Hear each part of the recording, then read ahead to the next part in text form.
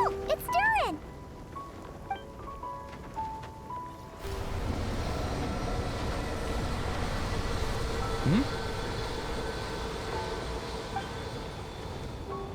Traveler in Paimon? I'm sorry. I hope I didn't scare you. Oh, no, you didn't scare us. Just gave us a little surprise.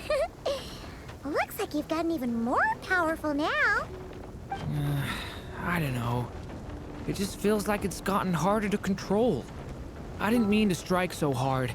I'm so relieved you didn't get hurt. It's all good. We've had worse. No, don't worry about that. It's been very stable ever since I got this body. Albedo made sure of that. What you saw just now is something that only started happening recently. Maybe I'm still acclimating or something. I'm sure it'll clear up over time. Anyway, what brings you here? Did you need something? Well, The day that the writer and the watcher crossed paths was the day that the magic known as storytelling was born. so, she asked us to come. Miss Alice? Oh, you too? I guess I really do need to work on my impression. Well, never mind that. It's been too long, Mini Durin. And please, that's Aunt Alice to you. I have brought you and the Traveler together here for a very important purpose. It has to do with your mom. My mom? Indeed, fairy tale author extraordinaire, Anya Marie Andersdottir. See, I knew this would be right up your alley. Now then, if you'll open the book, I will begin narrating.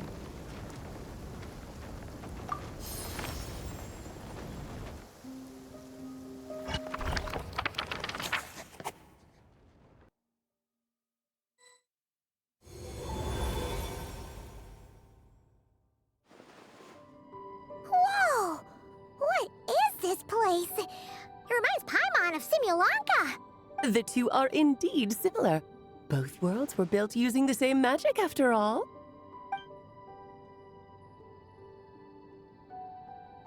Aha! So it is Alice! Hello, Aunt Alice? Oh, no need to be shy. Just think of me as one of your mother's dearest friends. You keep talking about stories and magic. What's this all about? Simulanka 2.0 or something? Certainly not. Simulanka was a peerless masterpiece. Without the original author, it would be impossible to create a sequel, even for me. But you are right about one thing. Just like last time, I want to show you a work of magic that has to do with storytelling. What's this? This is your mother's dying wish. My mother's dying wish was a book? Let me answer that with a question. What do you suppose would be a writer's greatest regret? Have you ever read a book called The Little Witch and the Undying Fire?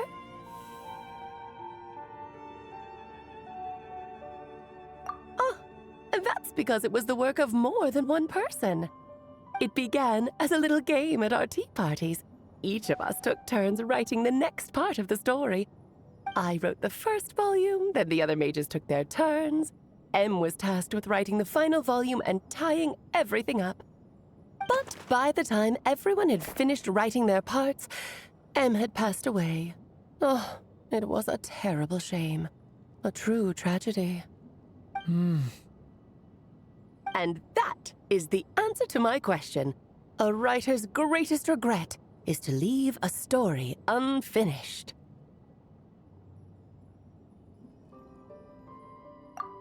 all is not lost. I couldn't stand the doom and gloom of it all, so I went ahead and wrote an ending myself on her behalf. Then what's this book? This is the answer your mother gave to the same question. In her eyes, this was her greatest regret. She made me promise that I would bring it to you because she believed the only person who could resolve this regret is you. So my mother's greatest regret is another unfinished story? You could say that. And I guess resolving the regret means finishing the story? That's one way to put it. Oh, is a straight answer too much to ask for? Her answer was quite the opposite of what I'd expected. But oh, how touching it was. I'd love to tell you what she said, I really would. But that would spoil the plot, and we can't have that. Spoilers ruin everything. Oh. Just think of this task as giving a story a much-needed ending. All I ask is that you do your best. I understand. But I only just started learning human script, and I don't have any writing experience at all. Relax. Why else do you think your dear aunt went and found you two such wonderful helpers? With their experience, you'll have so many story ideas you won't know what to do with them. So don't be shy to ask lots of questions. Yeah. If it's to help Durin fulfill his mother's dying wish, then we're in. Aunt Alice, could I ask, what kind of story was my mother hoping to write? I had a feeling this might come up, but that answer isn't mine to give. You'll have to find it yourself, here inside this book. Don't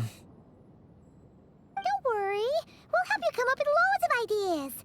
Yeah, let's find a nice spot where we can settle in and read through this thing. We could even get some snacks, too. Oh, the actual process might not be quite the walk in the park you're imagining, Paimon. Why's that? Because when Em created this book, she borrowed my magic. In other words, it's not a book you can just pick up and read. It's a magical book. Its chapters are scattered through memories of the past. Gather them all, and the book will show you its secrets. So, where are we supposed to find these memories? Em left a trail of clues for each unfinished chapter. Follow the hints, and you'll find them. Oh, and when it comes to adding to the story yourselves, you'll need to use this. And this is... This, my dear little Paimon, is the ink Em left behind. Infused with a little of my own magic, of course. If you're planning on writing something inside the book, you'll need it. It's extremely precious, so be sure to use it sparingly. This is all that's left. So we need to search for the memories and keep an eye on how much ink we're using. Oh, it just had to be a wild goose chase, didn't it? Perhaps it's just another form of storytelling. Em was ever so creative when it came to things like that. Just think of it as a little challenge your mom left behind. Who knows? There could even be a mysterious prize at the end of it all.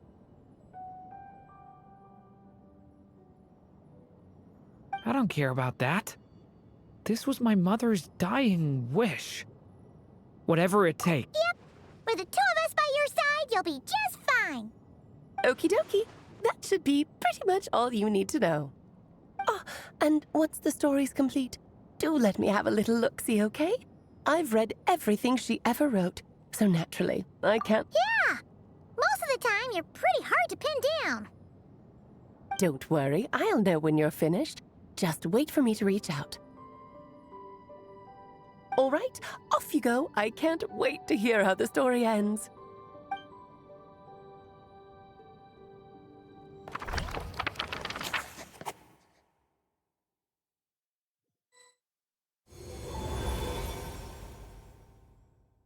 Oh, here we are again.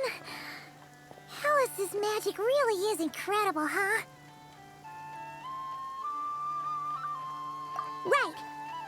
situation, we should be on the lookout for clues.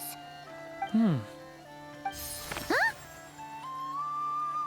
A corner of repose for countless tales, watched over by the honor of knights. A place for stories to sleep, perchance to dream of ancient cities and the epics of ages past. There, a witch once spent a sleepless night, and all to bring forth a story yet untold. Find the place I speak of, for it is where the seeds of this story lie. Was that a riddle? Where do you think this mysterious place could be? Hey, you might actually be onto something. Guess that means we need to head back to Mondstadt? I had a feeling that's where we would be headed. After all, it's where my mother was from, and I bet it's where she wrote this story, too. Yeah, that makes sense. Still, I feel bad about dragging the two of you along on such a long journey. Don't worry about it. We don't really have much going on right now, so we're all yours. Come on, let's go!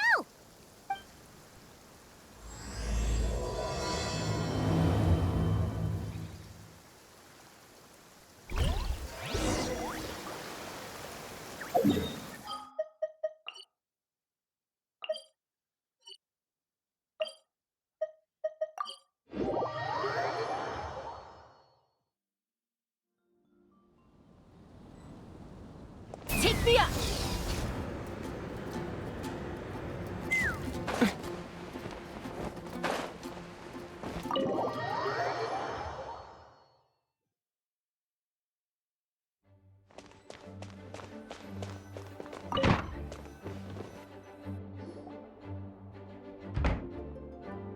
Back in the Mondstadt Library, huh? Talk about a trip down memory lane. So, we're supposed to find the seeds of the story, right? What do you think that means? Well, we're in a library, so it's gotta be books, right? But seriously, there's so many here. How are we supposed to know which ones we need? Making a racket in a library? You should know better than that. Lisa! Oh, sorry about that. Now, who do we have here? Ah, my golden-haired cutie. And my little horn cutie, too. Sorry, Miss Lisa. I know you taught me to be quiet in the library, but Paimon was just trying to help. Please don't be too hard on her. Well, it has been far too long since we saw each other, so I suppose I can let it slide just this once.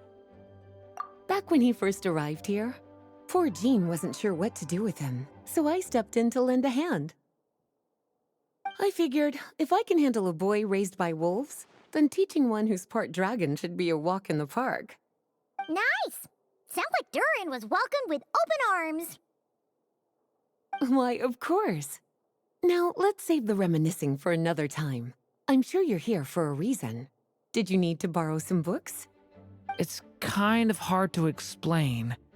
Maybe you could take a look at this. Oh?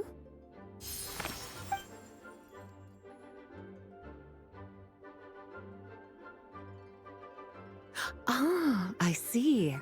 These so-called seeds of the story must be the books that inspired its creation. That's just how it is with stories. They grow out of the tales that came before them. And that mage, I can almost picture her here, hundreds of years ago, scribbling away at one of these very desks. But we don't know anything about this story. How are we supposed to figure out which books inspired it? As it happens, just before I found you here, I was looking into something rather peculiar. One of the knights reported seeing some books that weren't listed anywhere in our catalog. Stranger still, just as he went to reach out for them, the books vanished into thin air. And then a while later, while he was browsing through other shelves, there they were again. Seriously? That particular knight knows this library inside and out. I'd be very surprised if he was seeing things. Something tells me these might just be the magical books you're after. According to the report, there are 3 of these books in total. I'll be relying on you to track them down, cuties.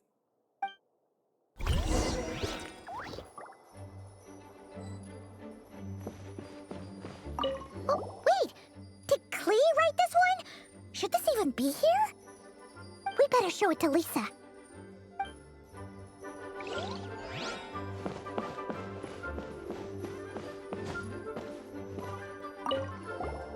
Second strongest spell in existence. Do not show Klee. Wait, there's actually a book like that right here in the Mondstadt library? That title's just gonna make people even more curious. Huh. There's definitely something fishy about this one.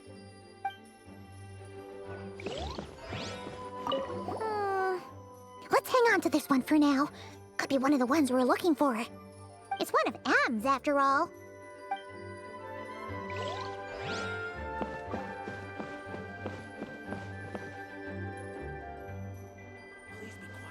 An experiment log.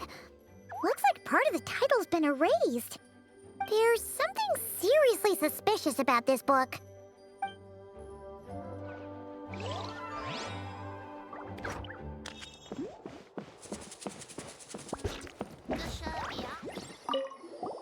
Kinda looks like a poetry collection. But why is part of the title missing? Let's see what Lisa makes of it.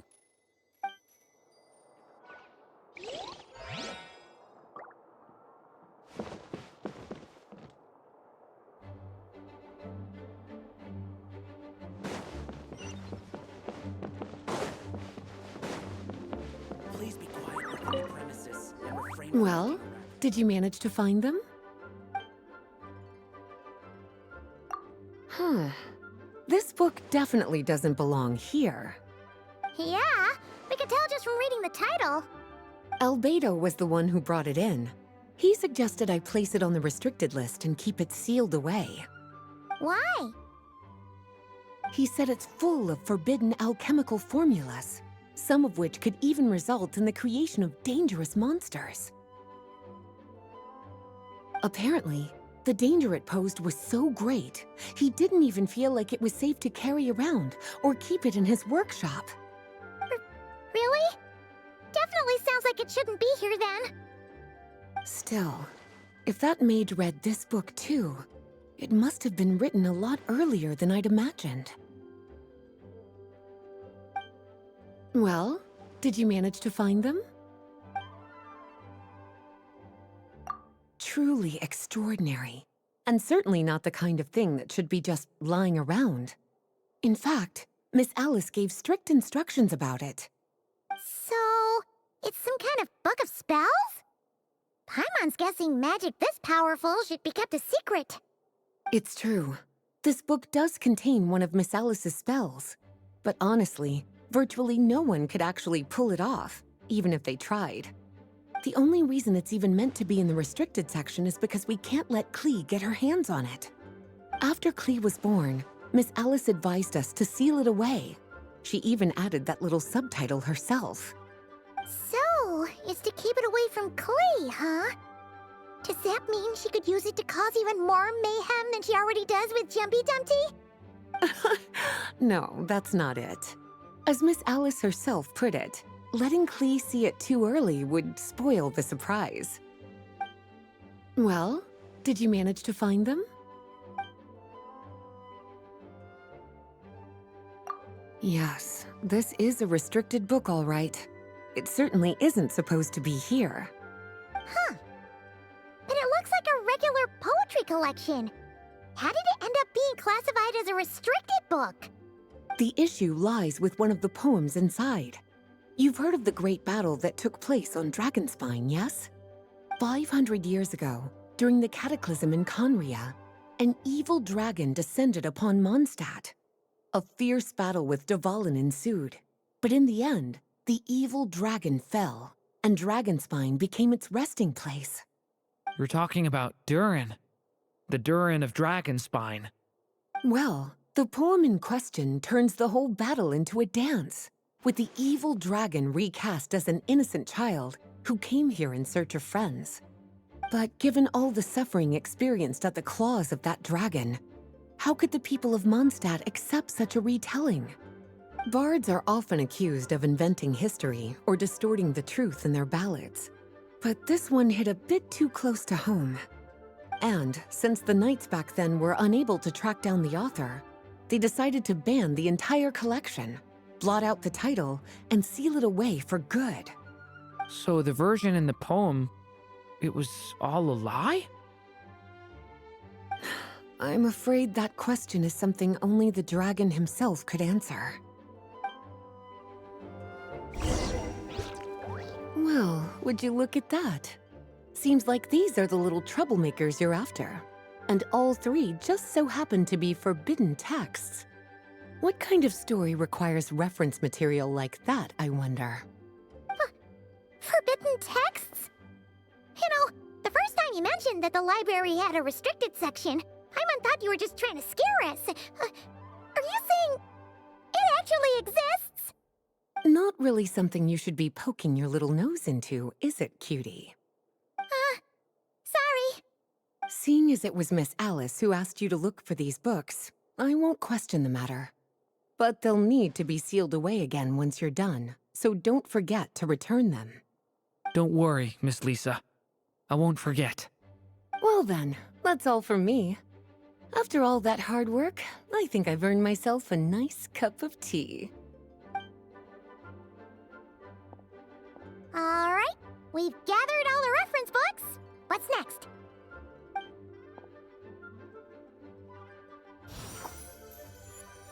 Wait, look!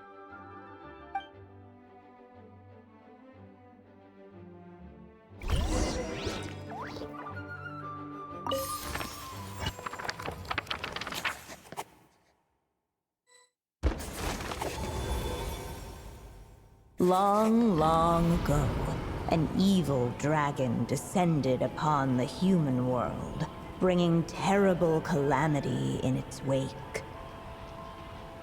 Bravely did the people resist, until at last, the dragon lay slain.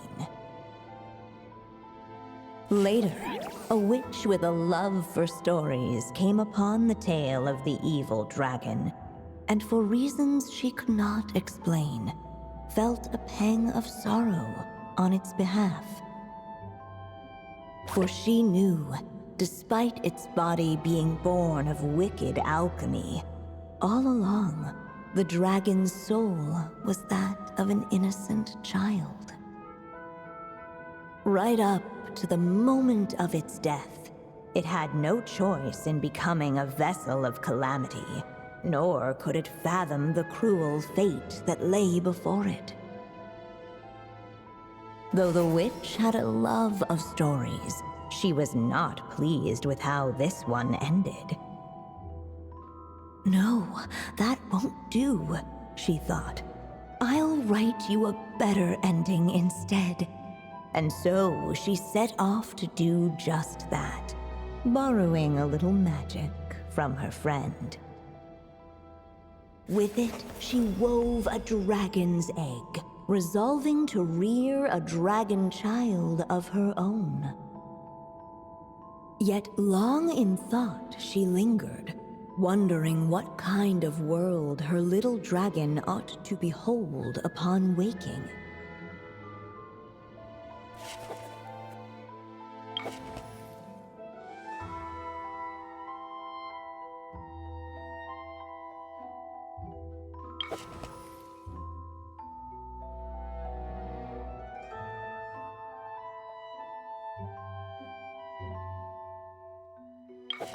At last, she made her mind up, adorning the cradle with a wisp of woodland air. Then, she quietly waited for the egg to hatch.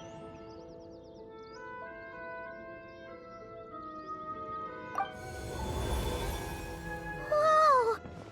We're actually inside the story! This must be Aunt Alice's magic. Yeah. A story about me?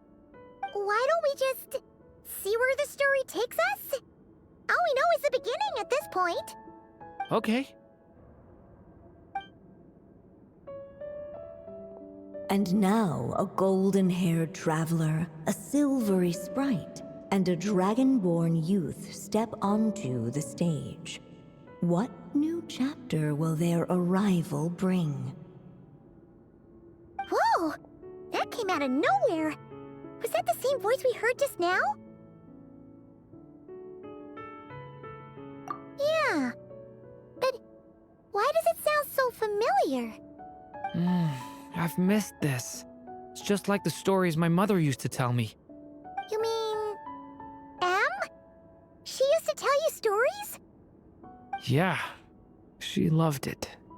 Back when she was still alive. Sorry, we should focus on what we're here to do. So, now that we're in the story, what's next? The dragon youth wondered aloud. Yet all he could do was wait for the story to unfold. Of course, there's something to be said for helping it along. Perhaps a little exploration could prove fruitful. Oh! Is that a hint?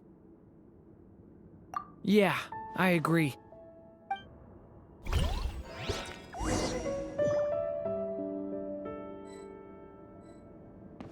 For a moment, the story crashers fell silent.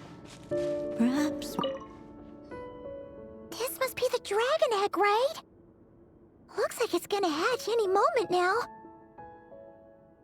So we've got a dragon egg about to hatch, a witch who loves stories, and that evil dragon we heard about at the beginning. Yep, it all adds up. This is my story, isn't it? Okay, so how are we supposed to help the story along? It feels like all we can do right now is wait. Apparently, it hadn't dawned on the group to look for a way to help the egg hatch faster. Oh, right! We're at the point in the story where we're waiting for the baby dragon to hatch. So that has to happen before the story can continue. With the flames at his command, perhaps the dragon youth might be able to provide the egg with sufficient warmth. What? You want us to roast the dragon egg? The silvery sprite's surprise betrayed her lack of reading.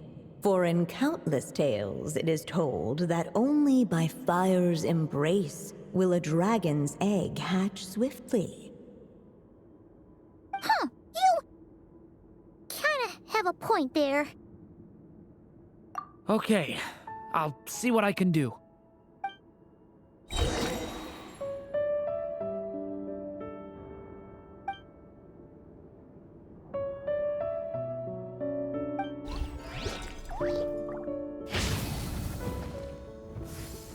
Leave it to me! The story has only just begun! Let every unborn life be welcomed with tender anticipation, and may that warmth stay with it for a lifetime.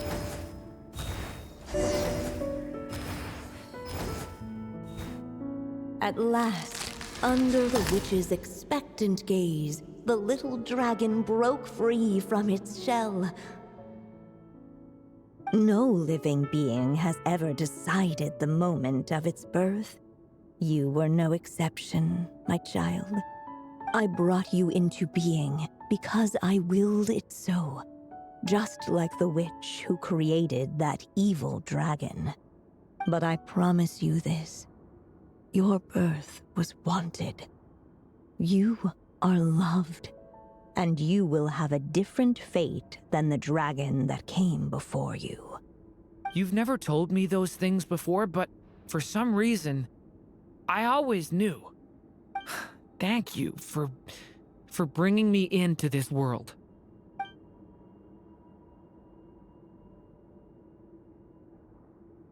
The waiting witch did not feel lonely, for she had 3 visitors by her side. Together, they beheld the hatchling's first breath of life. Holding her dragon child close, the witch promised him a life unlike that of the evil dragon. And so, nestled in his mother's warm embrace, did the little dragon's story begin.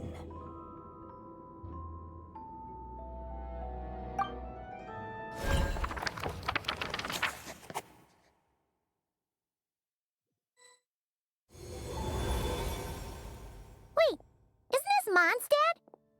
Looks like we're back in the real world. Looks like there's more written on the page now and less ink left than before.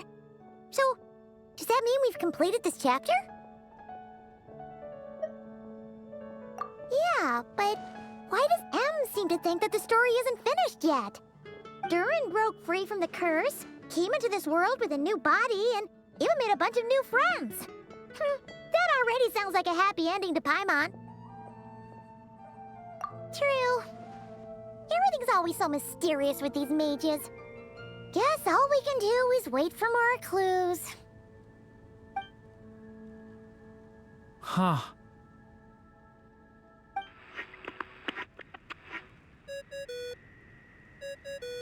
Is this thing on? All right, that should do it. Hey! That's Alice's voice! Hello there, children. If you're hearing this, you've stumbled upon the little recording I left for you. I thought you could use a few hints about how the book works. By now, I'm guessing you've already begun to leave your mark on the story. You should know, however, that the book needs time to absorb the ink, so the next chapter's clues won't show up right away.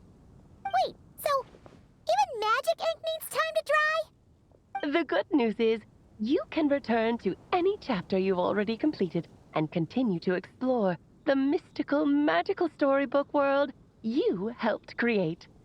Have fun, dearies. Toodles! Oh, man! Paimon was so ready to knock this out in one go. Maybe it's for the best. Sooner or later, we'll end up being whisked off to another world again, and if that happens, who knows when we'll be able to come back. So it might be good to take a break while we can. A break. Yeah! Paimon has a sudden craving for the Good Hunter's sticky honey roast. And we happen to be in Mondstadt, so... So let's meet up here later. I need to find Miss Lisa to return those books anyway.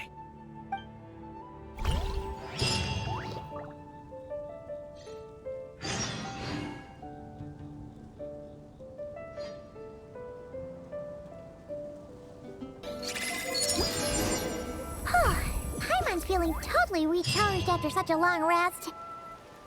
Let's go find Durin and see if that book has any new clues.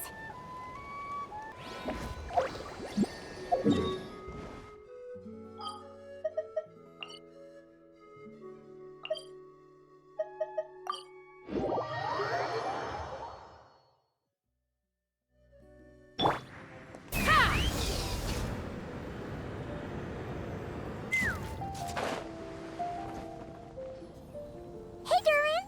Any more clues for us? We're all set for the next chapter. Yeah, I was just about to come find you. Let's see what it says.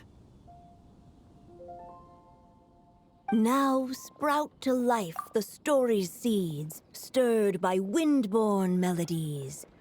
Then on that breeze the music leaves, fading into distant memories.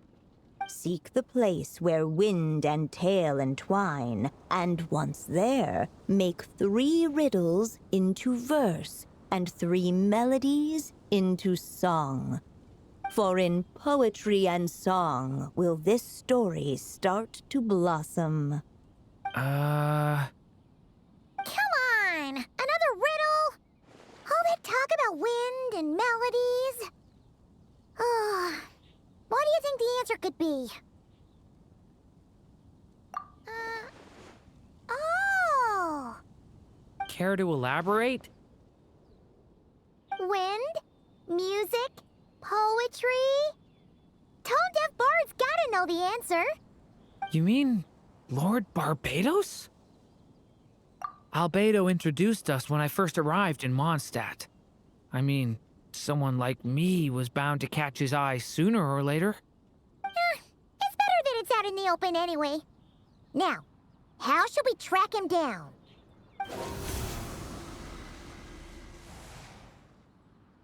I'm pretty sure he's already caught wind of what's going on here. Why don't we just see where the wind takes us? Right. He definitely makes it easy to forget he's a real god sometimes.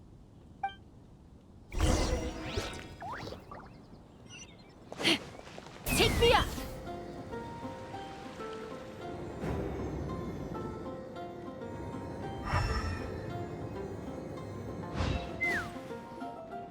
Traveler, Paimon! What a sight for sore eyes! Ah, and the little dragon from the fairy tale world. I heard your voices calling out to me on the wind. Something about needing help with a riddle? Sorry to disturb you, Lord Barbatos. Disturb me? Not at all! To tell you the truth, I'm just as curious about this riddle as you are. Let me take a look.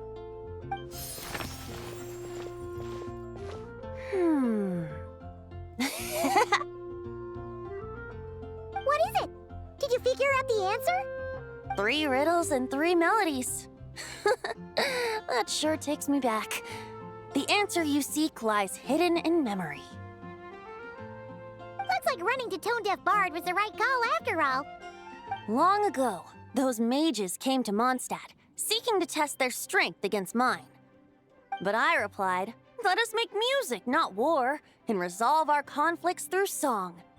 So I strummed my lyre and sang them this verse. O wind, welcome now, my guests. Pass through verdant leaves unseen, where shape your formless self may take, and offer up a graceful scene, a fleeting gift for welcome's sake. Leap at the edge of a sea of clouds, where land meets sky and sky meets ground. There frighten off the noisy crowds and bring my guests a calm profound. Fly beneath the stars up high, where mortal noise is swept aside, that my dear guests with starry eyes may share the dreams they hold inside. Now go to where I vowed to keep a quiet spot for them to sleep. No clash, no contest bars the way, just tea and mirth to fill the day. There you have it, the 3 melodies. As for the answers to those 3 riddles, I trust you can guess them by now. The woods, the edge of a cliff, and the sky? Correct! Funnily enough, your mother was also the first to solve it, all that time ago. There must be some kind of special rapport between those who write stories and those who sing them. The woods, a cliff, and the sky. Oh! So that's where it is! I suppose the spot that answer points to is where you're headed next. You should know, after solving my riddle, the mages even accepted my proposal and made that location their official meeting spot. And going by what your book is suggesting, once you found it, you might want to try playing the melody I just shared with you. Guess you can be pretty reliable when it counts, huh, great animal Archon? Thanks for the help, Lord Barbatos. Still got questions for me, huh? Yeah, you must have read countless tales in your time, being a wandering bard and all. In your experience, why might an author consider a story unfinished? Unfinished? Well, I guess if there's something left to accomplish in the story, or, if the last line goes, to be continued. Huh? Wow, your helpfulness lasted for like 1 second. In all seriousness, I would think the answer to that question lies in your mother's story itself. It's not my place to pry any further. All right then, we should get going.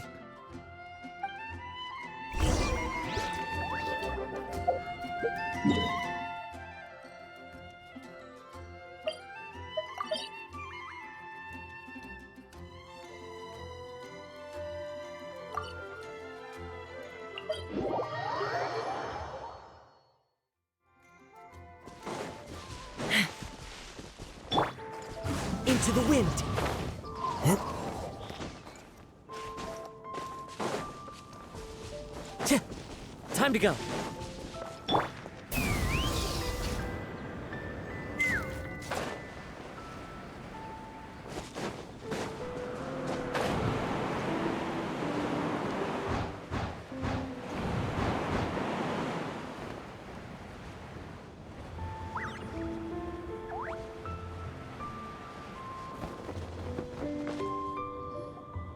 Okay, we're here! Now, we just need to play the 3 melodies, and we should be able to gather the memories for the next chapter, right? A musical performance? Huh.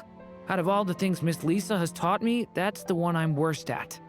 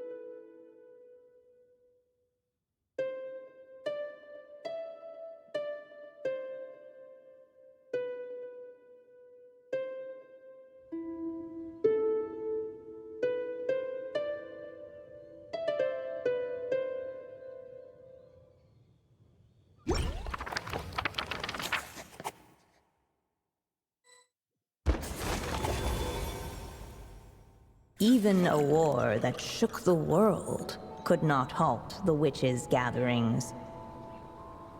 Yet even so, with the passing of time, 3 of their teacups no longer came to be set.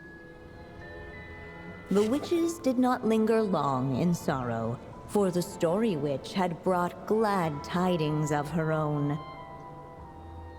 Born was her dragon child, safe and sound. Her fellow witches offered up their blessings, eagerly debating how to celebrate the child's birth.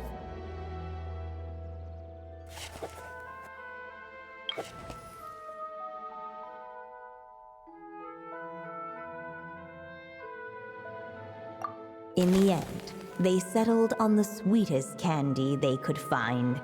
After all, what could be sweeter than the arrival of new life? And so, the witches' gathering turned into a birthday celebration.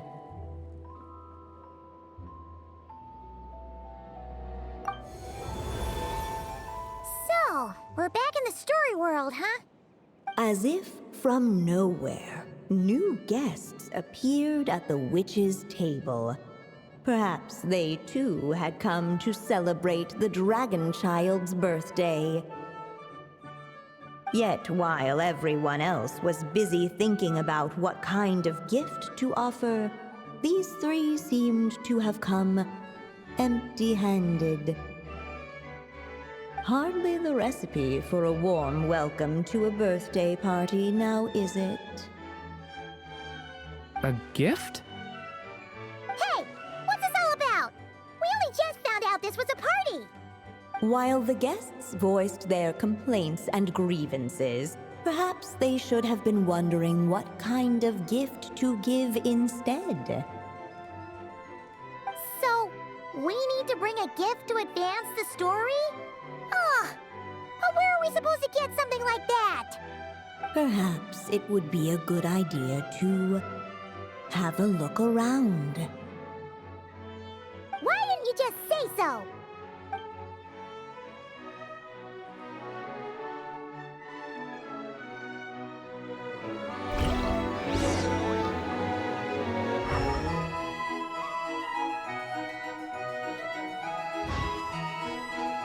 The witches went on chatting away, ignoring the empty-handed guests. No mark had been left on the page ahead. The group found themselves unable to move forward.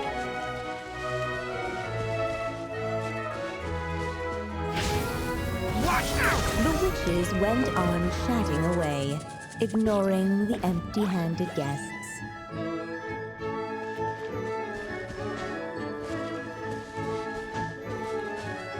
No mark had been left on the page ahead. The group found themselves unable to move forward. The witches went on chatting away, ignoring the empty hand. Hey, is that the other Durin? Hey, Mini Durin! Nope, no reaction.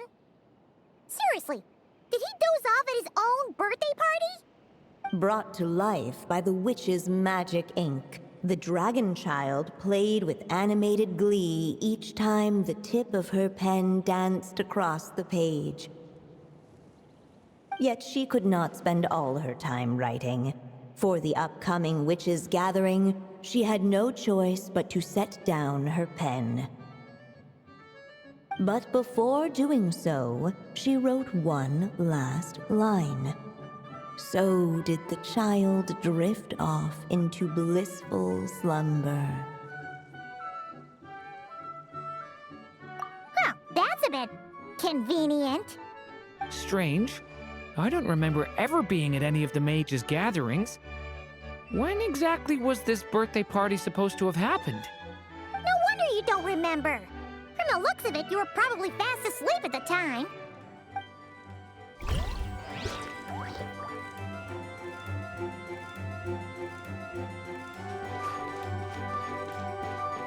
The witches went on chatting away, ignoring the empty-handed guests. Hey, could we use these as gifts, maybe? At last, the guests found something to give the dragon child. Guess that's a yes then. Which one should we go for? Still, the guests wondered, what kind of gift might the little dragon really want?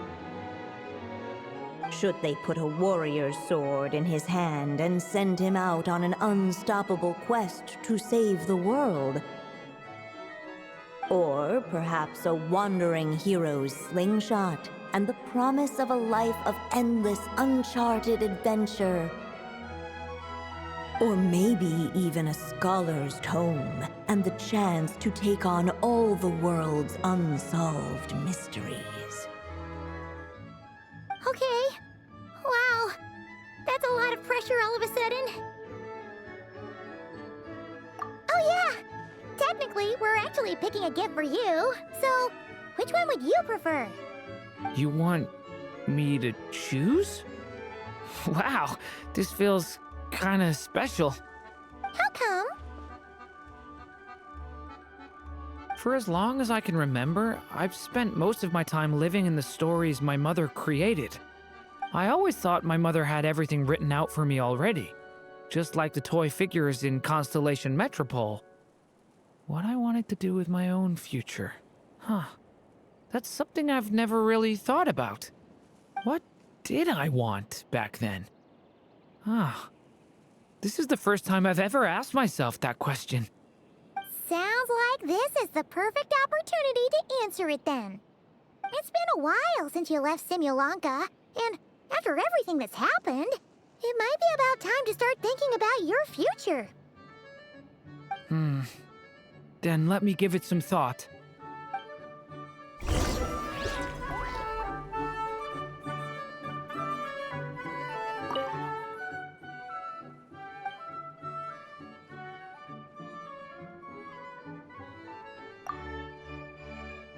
In the end, the guests settled on the warrior's sword. So, your dream is to become a warrior? I just really want to be able to keep people safe. If my time in Nodcry taught me anything, it's that a lot of problems in this world can only be settled by strength of arms. As long as I can help people, that's enough for me. Really? But I don't think it's enough.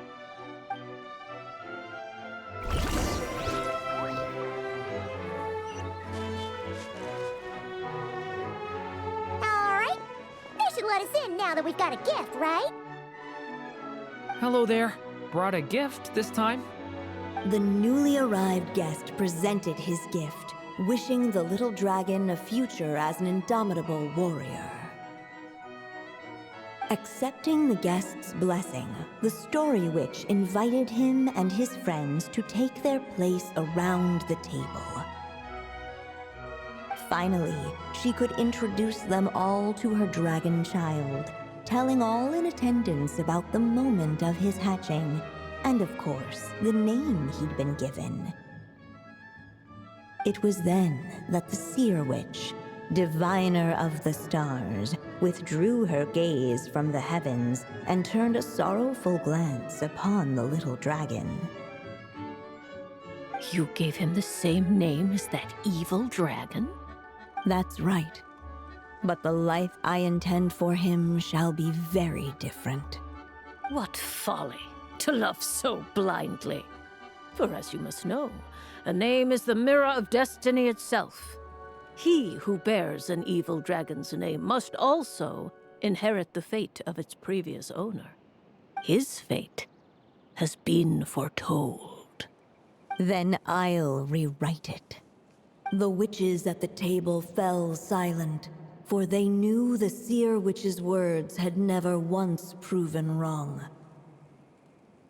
Yet, just as clearly, they recognized the Story Witch's resolve, for there is scarce a force in this world more fearsome than a mother's love. At last, the Merry Witch stepped forward, dispelling the uneasy silence. So be it. Then we'll all lend a hand. Together, we shall rewrite this child's fate. You mean to defy one of the fundamental rules of this world? I refuse to be shackled by such rules. Besides, this is a witches' gathering, is it not? What could be more fitting a subject for this occasion than to defy them? Oh? Sounds like an interesting experiment. I suppose, were we to succeed in this endeavor, we might bring a touch of wonder to this otherwise dreary sky of stars. The Merry Witch finally talked them all round, just like she had done many times before. Warm and strong as the sun she was, so much so, in fact, that those who her light shined down upon had no choice but to bask in it. And so the witches readied their gifts, 3 marvels of the cosmos. For this child, I shall decipher the ravings of the heavens and lay bare before him the trickery of fate. For this child, I shall leave a formula powerful enough to unravel the very origins of this world, that he may seek another solution for the conundrum of his life. For this child, I shall call upon wondrous magic to make possible his impossible wish. All the Story Witch had was the pen in her hand, yet with the love that flowed from it, she resolved to bring forth a marvel of her own. For this child, I shall leave behind the last story I will ever write, and with it, a path to an ending yet untold.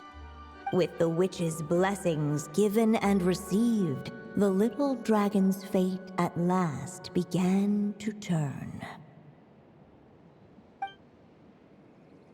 In the midst of the dragon child's birthday celebration, the seer witch proclaimed her prophecy. The child had been given the evil dragon's name, and with it, the burden of its fate. But hearing this, the story witch vowed to rewrite it all, for such was her love and resolve. And so the other witches offered their gifts in turn, marvels as rare as any in the cosmos. Together, they sought to test one of the fundamental laws of this world, in part to support a mother's love, and in part to sate their own curiosity. Oh, and I almost forgot. Our new guests came bearing blessings of their own. Who knows? Perhaps this extra bit of courage might be all the little dragon needs to change his fate.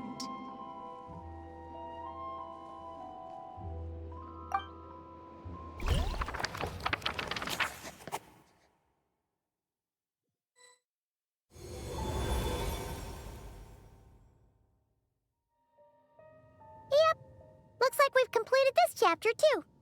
Those witches in the story were the mages of the Hexen Circle, right? They sure seem to care a lot about you, Durin. But, Paimon kinda had trouble following their conversation. Just a bunch of mystery, as usual. The evil dragon's fate. Oh, is that what you're worried about? But didn't we already take care of that?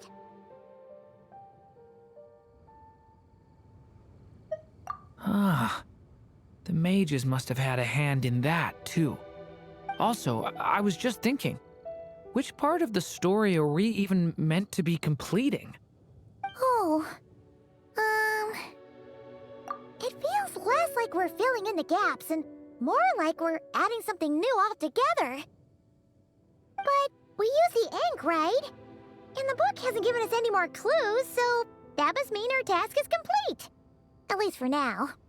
Yeah, I guess we're doing something right.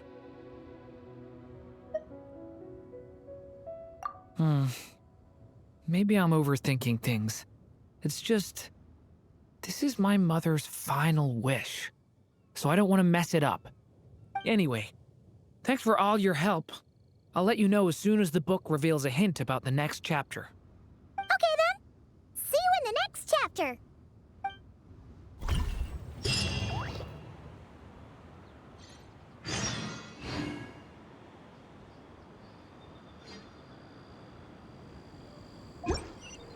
Hey! It's a letter from Durin!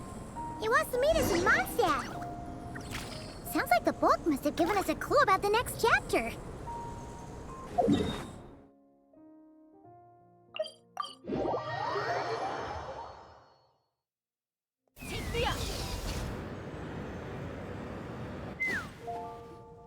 Some say the god of fate calls the outcome of every dice roll before it's even made. And that's why the secret to winning a lot of games is having that god on your side. Your luck is amazing, Kaya! Your turn. Give it another shot.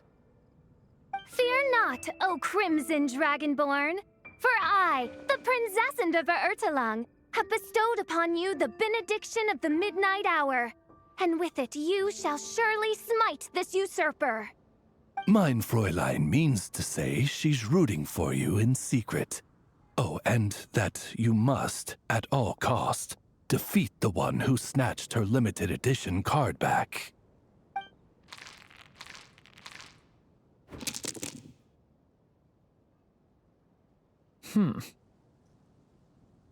I'm not too sure if that counts as good luck or bad. Tis not but the perfidious machinations of fate. Hey, everyone! Mr. Honorary Knight and Paimon! You're back! It's good to see you, Honorary Knight.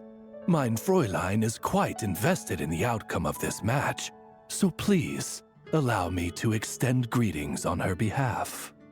Of course. But if you're out playing cards, how come you're not over at the Cat's Tail? There's something about our horned friend over there that seems to frighten off little animals. Could be because he used to be a dragon. Normally, the animals just steer clear of him, but in the close confines of the Cat's Tail, let's just say, the feline residents probably consider it their turf. And we all know how dangerous a cornered cat can be. I just wanted to borrow one of their nests for a nap. One of their nests? Wait, you mean a cat sofa? Yeah, it's more comfortable for me. I can stretch out just the way I like. But it turns out the Black Cat and his minions are quite territorial. Luckily, Miss Diona helped smooth things over, and they finally agreed to let me use one. But, I only get to use it after dark. Oh, Diona stepped in! You know, underneath it all, she really does like helping people. The more likely reason is because Durin won't touch a drop of alcohol. As far as Diona's concerned, that pretty much makes them two peas in a pod. It's a shame, really, considering everything Mondstadt has to offer in that regard. Mondstadt's alcoholic drinks are a bit too much for me to handle right now. But maybe someday. There's no need to force it. Who says you have to drink just because you're in Mondstadt? Yeah, it's just, I'd really like to make some more friends, so I need to learn how humans socialize. I guess alcohol is usually involved, though. But that's why I started learning how to play Genius Invocation TCG. It's also a kind of social activity, but it doesn't involve drinking. And I've been lucky enough to receive the guidance of the Prinzessin de Verurteilung herself. Exactly! Who needs alcohol when you can make friends playing card games? Speaking of which, need any tips from the master over here? You'll wipe the floor with that opponent of yours. Paimon guarantees it. Unfortunately, with the luck he's having, not even that legendary card master from Sumeru could turn things around at this point. Yeah, that last roll wasn't great. But who knows? Maybe you'll have better luck next time? He keeps getting the exact same roll over and over. This is the third time already. If there really is a god of fate, they could have cut this kid a bit of slack. Like, I don't know, make it possible for him to roll at least one other side of the dice? I think I've lost. Must even a dragonborn, sanctified by the power of benediction, succumb to fate's insidious snares? Don't be sad, Durin. You'll definitely win the next round.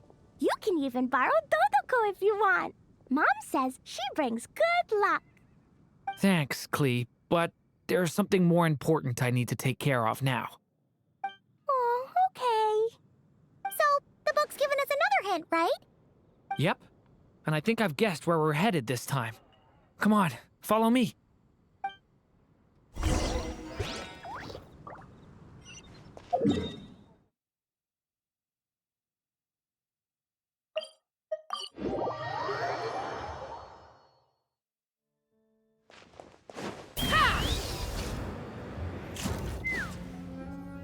In what sort of castle might a storybook dragon dwell?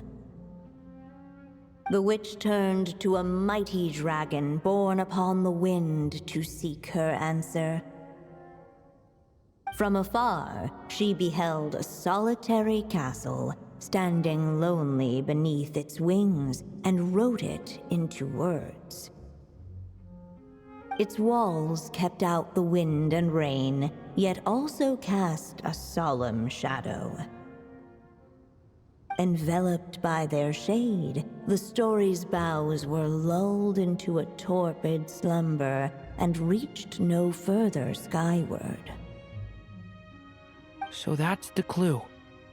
I think we're meant to find a place where dragons live, and this time, in the real world. I asked around, and it just so happens that there's a place like that in Mondstadt. Yep, that checks out.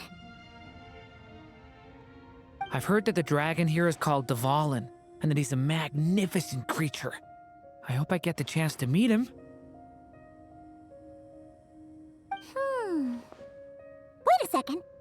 Do you think having the two of them meet is the best idea? You know, considering everything that happened in the past? How would we even explain everything to him? Well, if we do run into Dvalin, it should turn out okay with us there at least. Is something wrong? Nope. Let's go!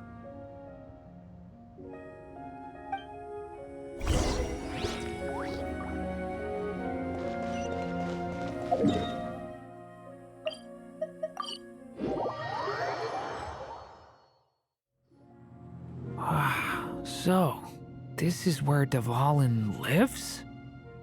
Yeah, right into the middle of a raging storm. If you're afraid of getting blown away, Paimon, you can always hang on to my sleeve. This isn't Paimon's first rodeo. Come on, let's get going!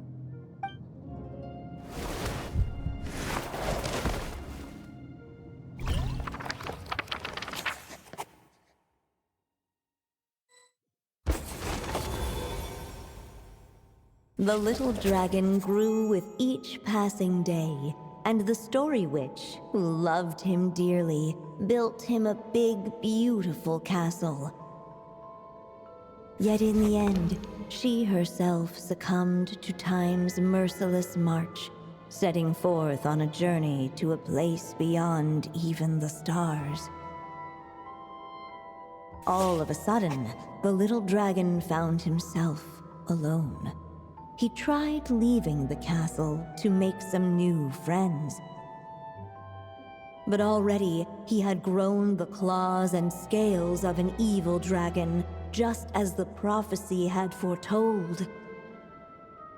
Afraid he might hurt someone, the gentle little dragon hid within the castle his mother had built, and came forth no more.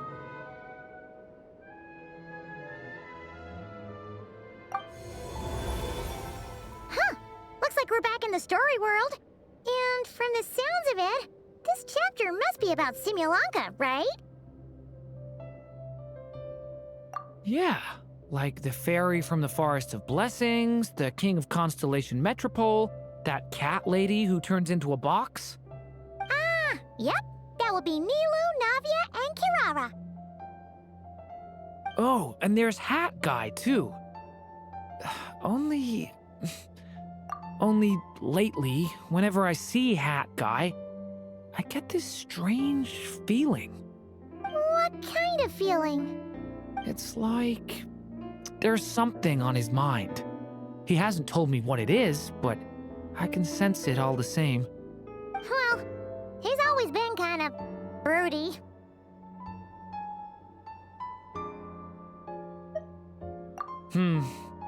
I guess I should focus on fulfilling my mother's final wish for now, though.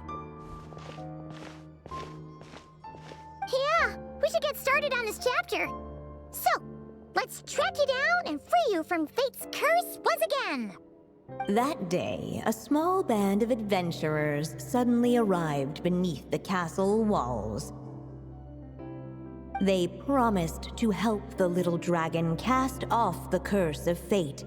Yet as they stood beneath the castle walls, it appeared they had no idea how to even begin. Hey! Instead of making fun of us, how about giving us a hint? The little dragon had shut himself inside the tall tower at the castle's center. Anyone who wished to reach him must traverse the barriers that wall off his heart, for there is no other way. Looks like we're in for another long one. Let me try something. Ooh, do you have an idea? If that little dragon in the tower used to be me, then surely I'd know how he shuts people out better than anyone. Come on, follow me.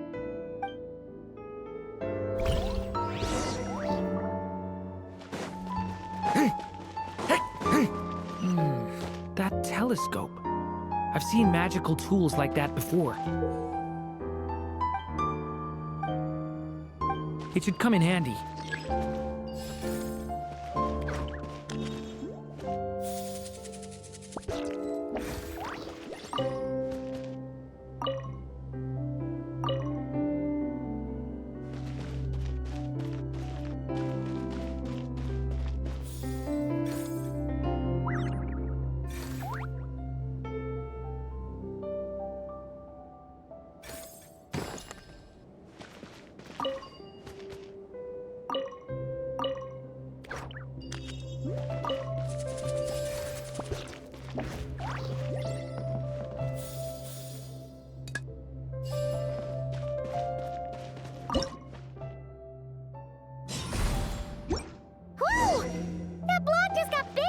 We can get past the obstacles ahead by using these blocks to jump upwards.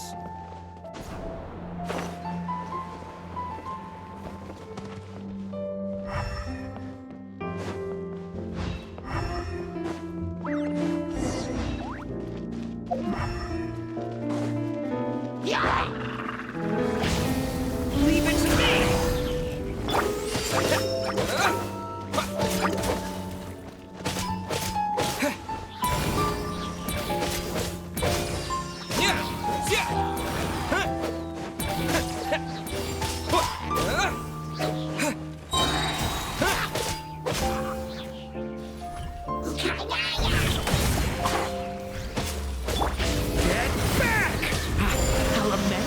For the end!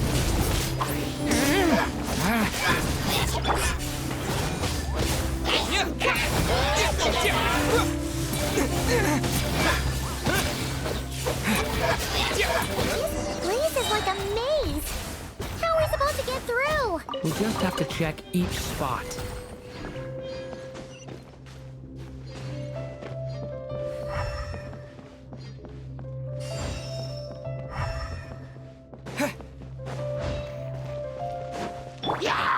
Watch out! A turning point in fate!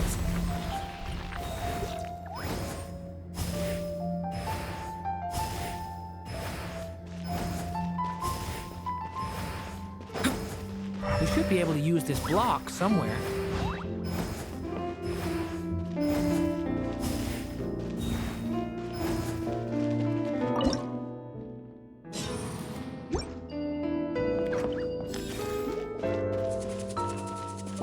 Looks like this telescope is missing some blocks. Oh, let's try the one we just picked up.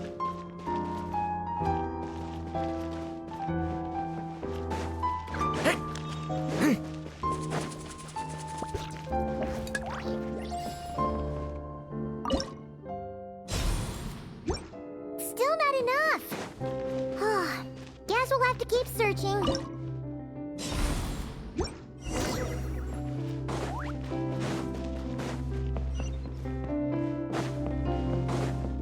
Look!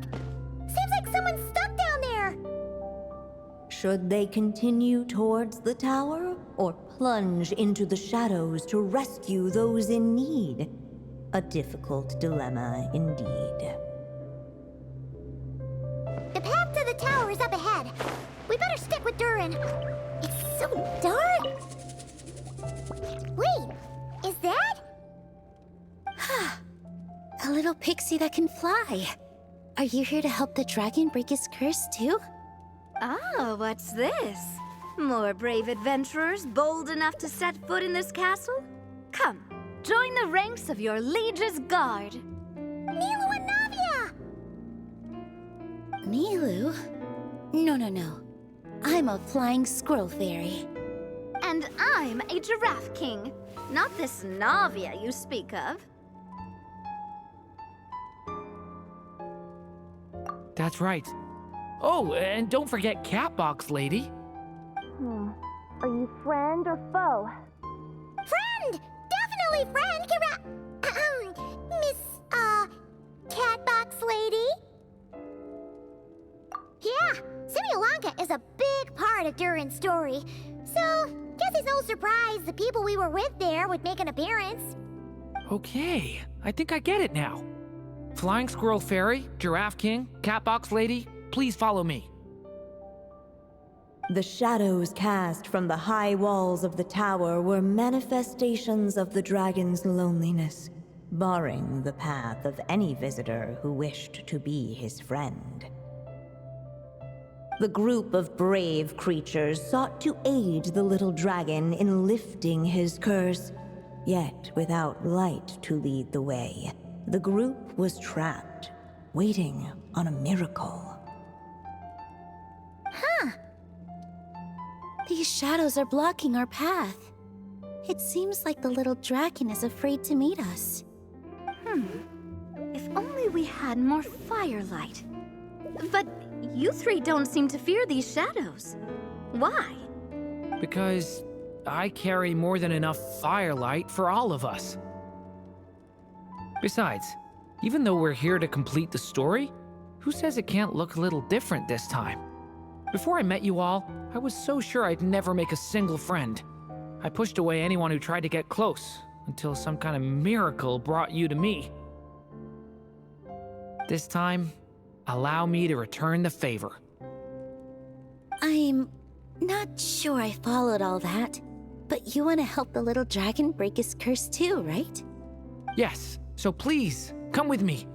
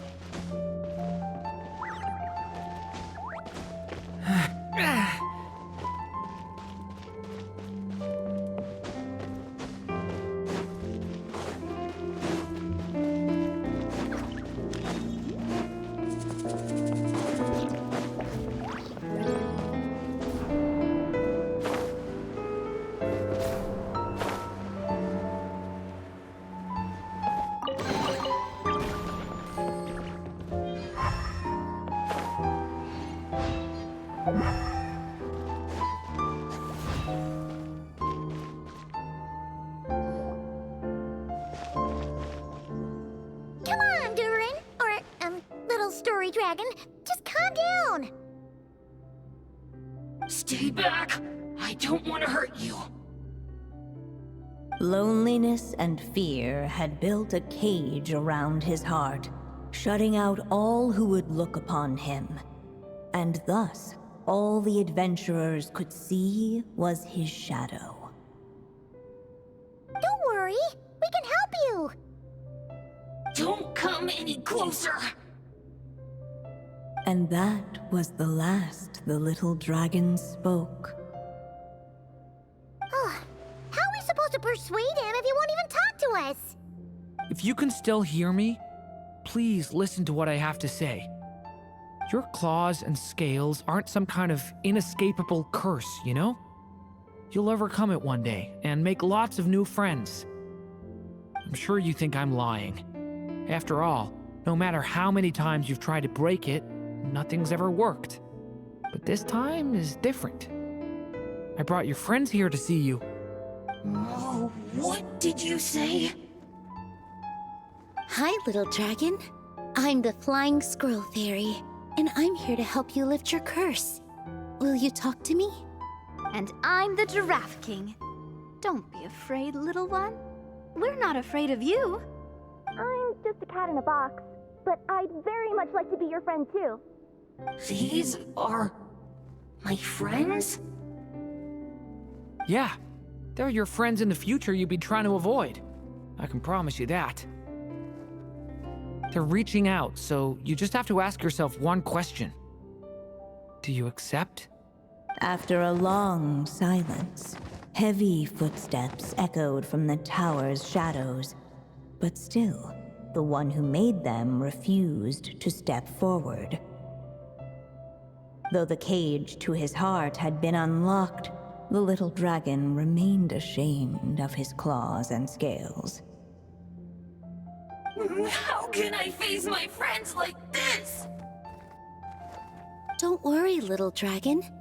We're gonna offer up our blessings and make a wish to the goddess of fate to release you from your curse. Yeah, just like last time. Make a wish? To the goddess of fate? At that moment, the Merry Witch made her entrance.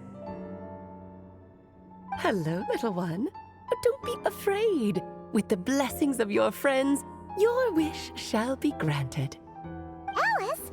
Wait, you're the Merry Witch from the story?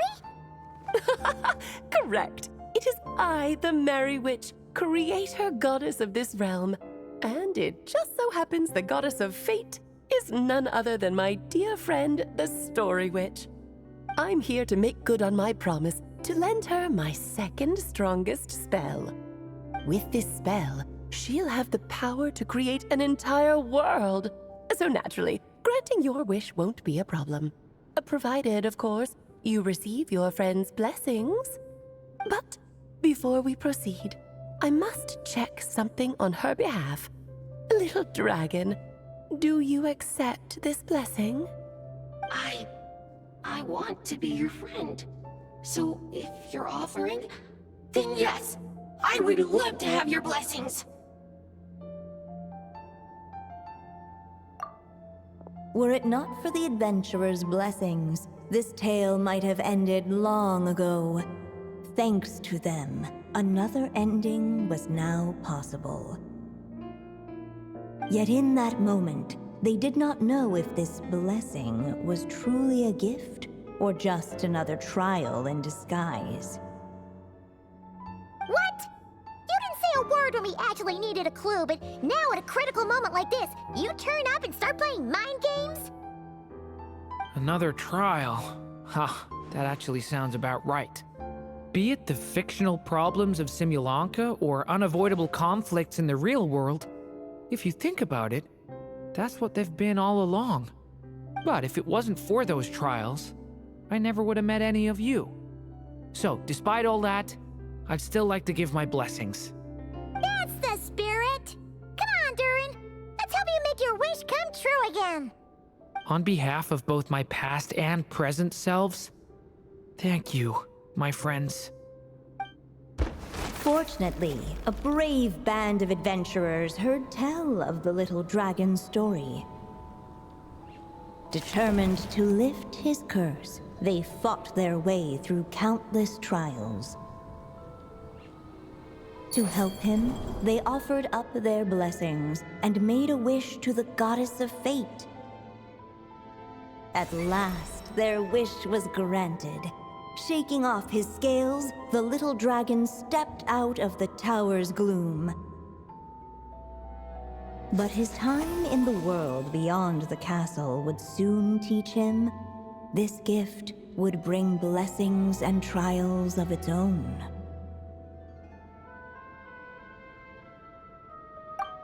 And as far as the little dragon was concerned, the tricks of fate had just begun.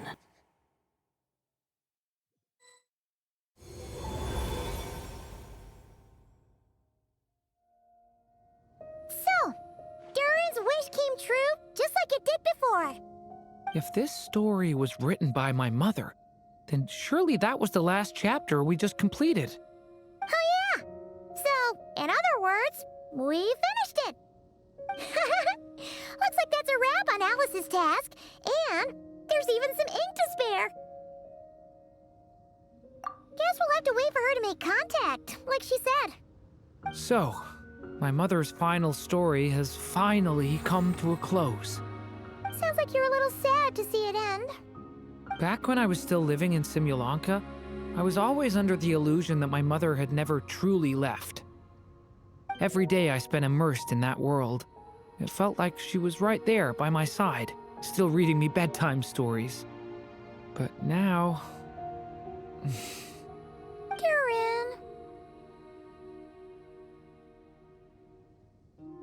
That's right! And you've got so many other friends waiting for you back in Mondstadt! Yeah. Speaking of which, after all that flying around, Paimon's starting to feel hungry again. So, why don't we head back to Mondstadt? Perfect excuse for a big meal with the rest of the gang. Now that you've fulfilled your mom's final wish, a little celebration seems in order, right? It's just a pity we never got to see that big, beautiful dragon. You were really looking forward to meeting him, huh? He might not be here all the time, but Paimon's sure you'll get a chance at some point. All right, no worries. Anyway, since this feast is to celebrate me fulfilling my mother's final wish, I guess it should be my little treat. Pretty sure that's how humans do it, right? Nuh-uh. This one's on the Traveler and Paimon. Celebrating each other's achievements is what friends are for. Honestly, when it comes to who treats who, human rules are so complicated. See? He wants to be friends with you, too. But the moment hasn't come. At least, not yet. In any case, the story should have a better ending this time, don't you think?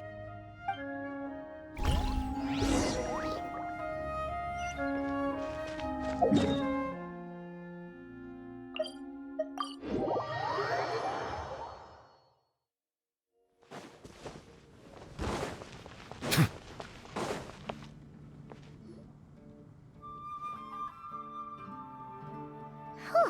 Feels like we were gone for ages.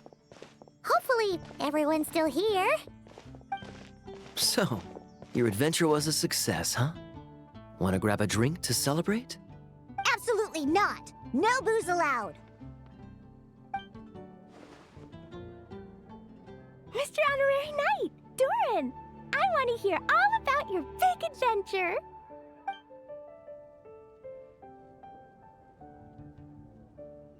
We're gonna order a big meal for everybody first. We'll talk while we eat.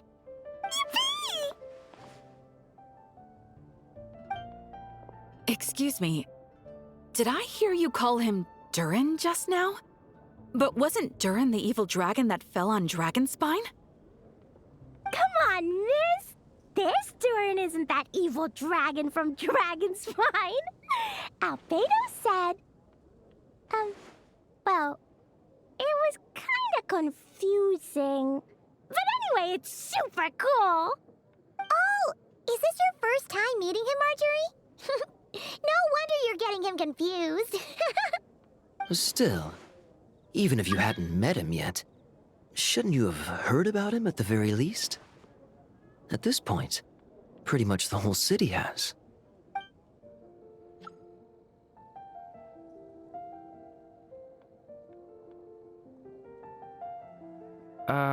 Why is everyone... So, what exactly is his connection with the evil dragon? Wait, but those horns on his head... Surely he's not a... Did everyone just forget about Durin? No, that can't be.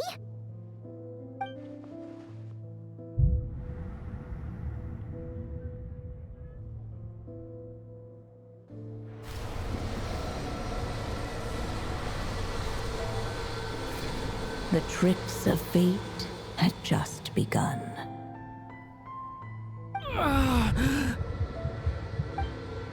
Watch out!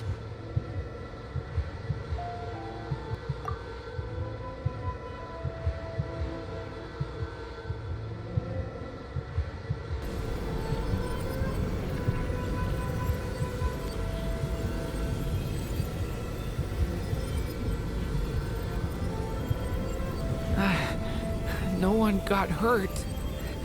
Did they? Durin! Durin!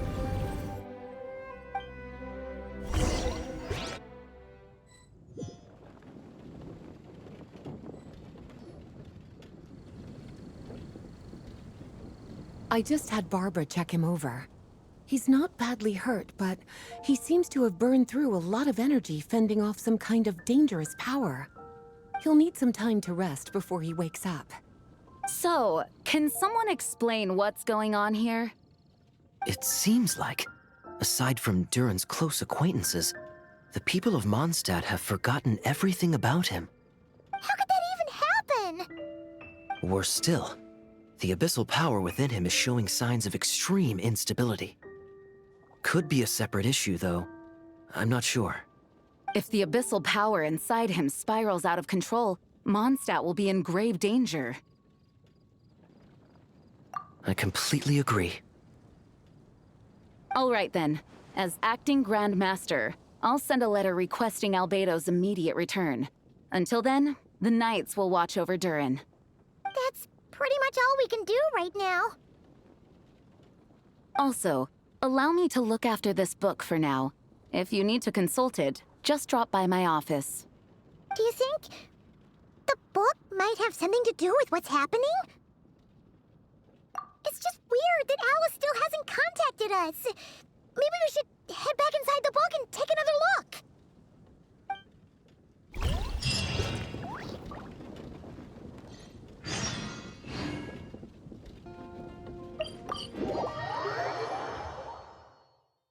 Take me up!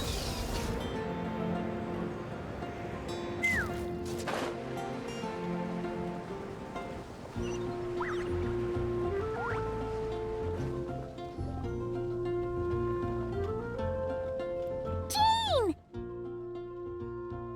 Hello, you two. I'm glad you got my letter. Durin's awake and waiting on the bench over there. I'm here if you need help. Just give me a shout. Don't worry about us. We'll be fine. Oh, hey, you two. I just remembered what happened right before I passed out. Thanks for holding me back. I shudder to think what might have happened if you hadn't. I'm fine now. It's just... a lot of people seem to have forgotten me. Don't worry. We'll figure out a way to fix this. Why don't you start by telling us what happened? It felt so strange.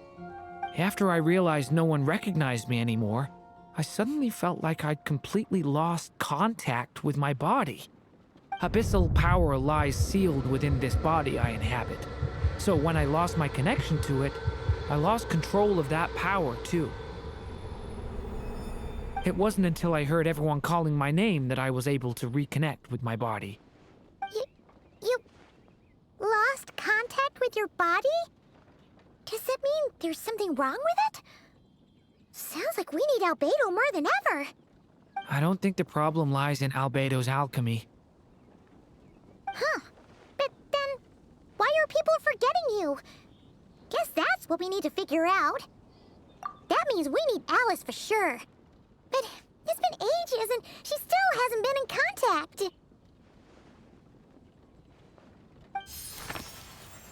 Now would be a really good time for a hint.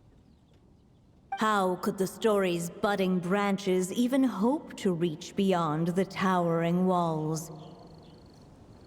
Leaving the castle, the witch went off in search of the tallest, grandest tree in the whole world. High up in the canopy of that tree, she sought a resting place, a refuge where the little sapling might take root. Go to that place, for it was there that the sapling felt its first breath of wind. Huh? Was that another clue? Does that mean the story isn't over yet? Leaving the castle. It just occurred to me. If this story is all about my own experiences, then wouldn't what happened after I left Simulanka be part of it too? But how could she possibly know exactly what would happen? And even if she did, how could we know when the story was complete? Yeah. Since we can't reach Alice right now, we'll just have to get to the bottom of this ourselves.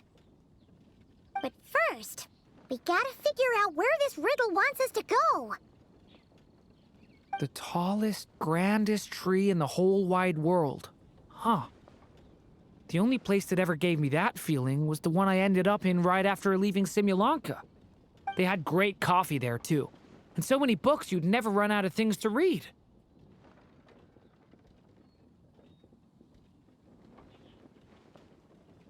Think about it. Our search in Mondstadt began in a library, right?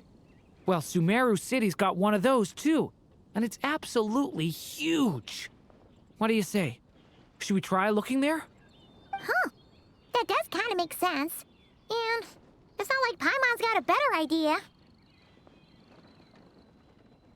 Alright, let's just give Jean and the others a heads up first. Well, it sounds like you've got a plan, so I won't interfere. All I ask is that you stay safe. Albedo won't be back for some time, and until he is, we can't know for sure how dangerous Durin might be in his current state. I'm so sorry about what happened before. Believe me, I'm not blaming you, and neither is anyone else here. If anything, it's the opposite. We're all just worried about you.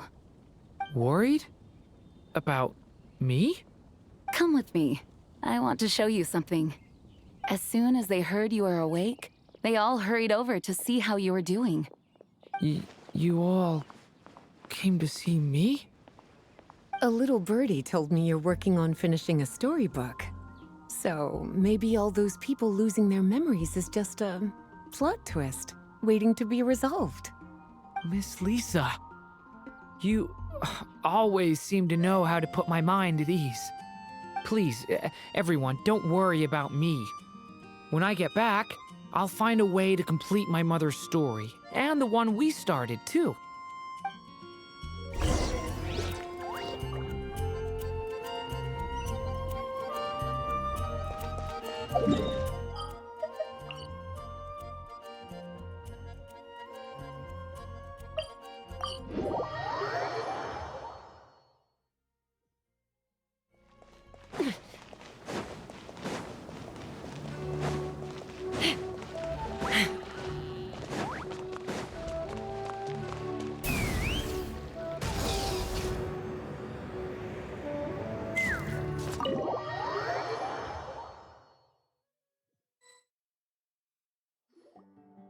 Whew.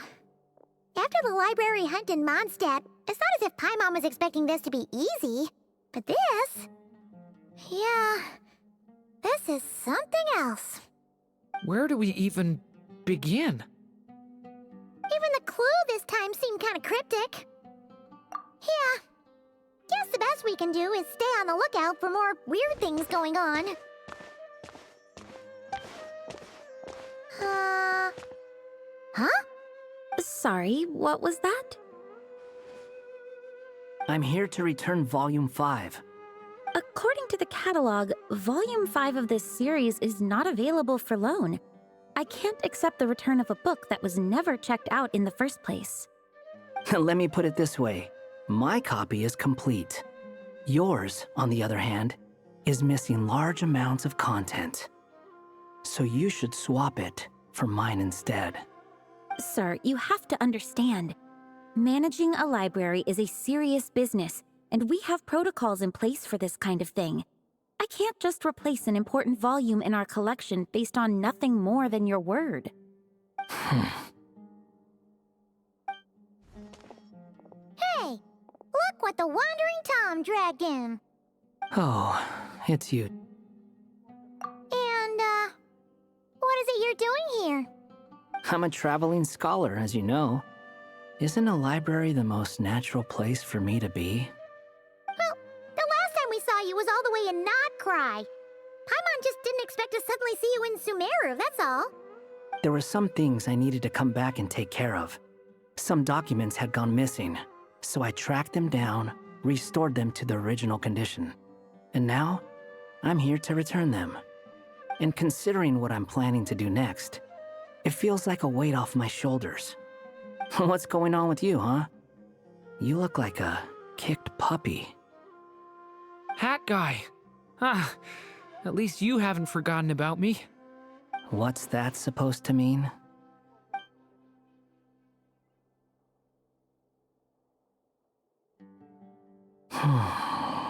So it's been getting worse.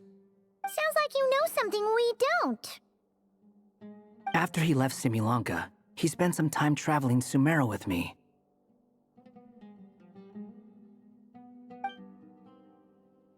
I was working on several texts at the time, and I stumbled upon something strange. Anytime Durin of Simulanka was mentioned, before long, the record would disappear. Which means all the remaining records on Durin are about the evil dragon that fell on Dragonspine. How did you even discover that? If I remember correctly, Hat Guy loved the time he spent in Simulanka so much that he started writing a travel log. That's besides the point. The fact is, you're not affected by the ley lines of this world. I'm sure you can grasp the implications of what that means. His case is different from mine. It's more like the world itself refuses to accept his existence.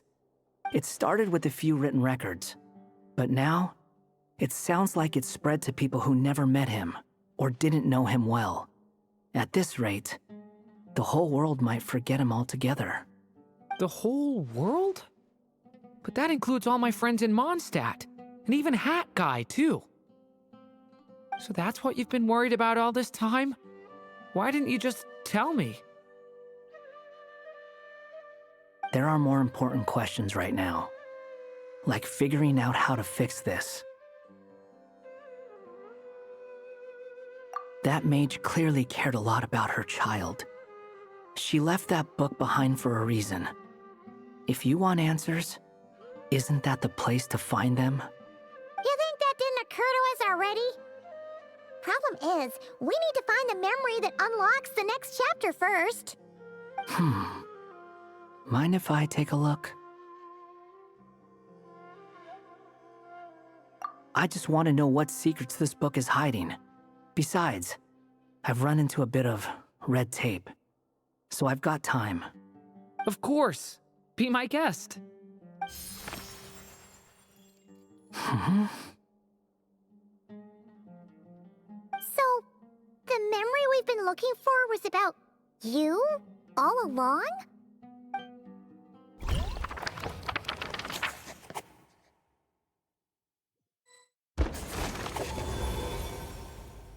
The little dragon became companions with a stray cat with dark blue fur. It was a friendship born of all they had in common.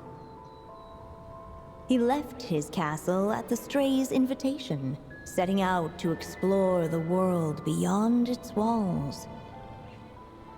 There, he grew fond of the outside world, eager to make friends and share the story of his life. Taken by the dragon story, the stray tried to write it down. But he soon realized that no matter how he tried, it would always warp into the evil dragon's tale.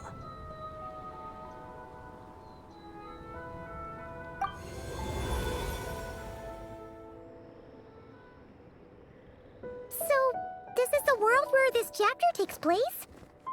Looks like we're at the top of some kind of gigantic tree. This one must be about what happened to me when I first arrived in Tevat. No wonder the memory that unlocked it was about Hat Guy. Most of my memories from that period were. Hold on. Anyone want to explain how I ended up looking like this? Maybe you've become a character in the story too. You see me as a stray cat? A wandering Tom, to be exact. You should count yourself lucky. Of all Durin's friends, your character is by far the most memorable. Maybe it's because I've known Hat Guy for longer, so my impression of him is more vivid than the others. Vivid? Then how come you haven't changed one bit? Guess that means the impression the Traveler left was so vivid, it didn't need changing.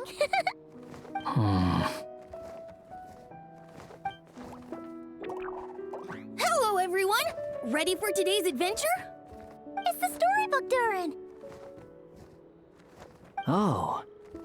So you're not playing yourself in this one? Does that mean the two of you have even more memorable roles to play? Where are we going today, kitty cat? Whatever. Just follow me. Same as always. Okie dokie. Can we chat along the way? If you have something to say, just say it. Was that seriously how the two of you communicated when you first got here? Yep. Anyway, how do we get ourselves out of here? Usually, the narrator gives hints to help us figure out what to do. Speaking of which, about time we got some of those, don't you think? The story's vines had woven themselves together into a giant tree, the boughs of which a little storyless dragon now paced, homeless among its leaves. He had to find a way to leave this place and set off in search of a home of his own. If he stayed, the world would erase him from its memory altogether. To leave this place? But where am I supposed to go? The little dragon felt completely lost. Just like the vines, the road ahead branched off into different directions, twisting and turning before disappearing into the mist. But as luck would have it, a prophetess waited up ahead. Perhaps she might know where each path might take him.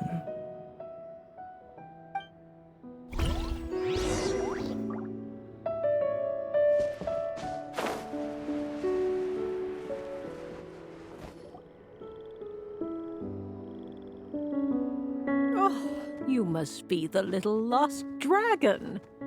It's true. My friends and I are lost.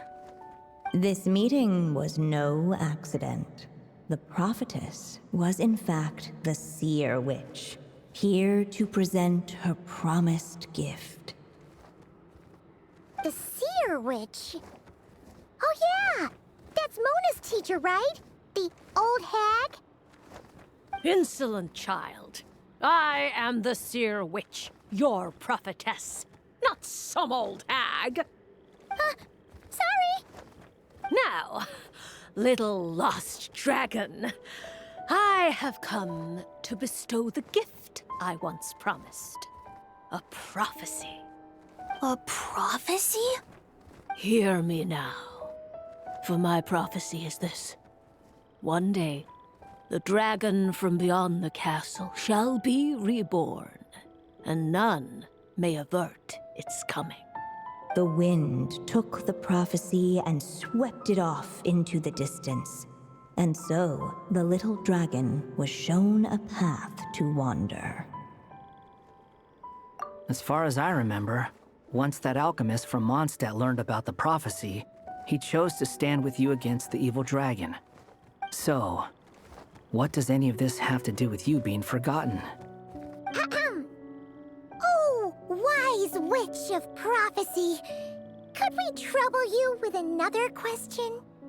As enigmatic as she was elegant, the seer witch spoke no more, for her thoughts had long since returned to the starry firmament above. Ugh! Just when we actually needed her! The seer witch was my mother's friend, so the prophecy she just gave should turn out to be helpful. Well, it's not like we've got better options. But if all we need to do is leave this place, which path should we take? Why don't we take a look around?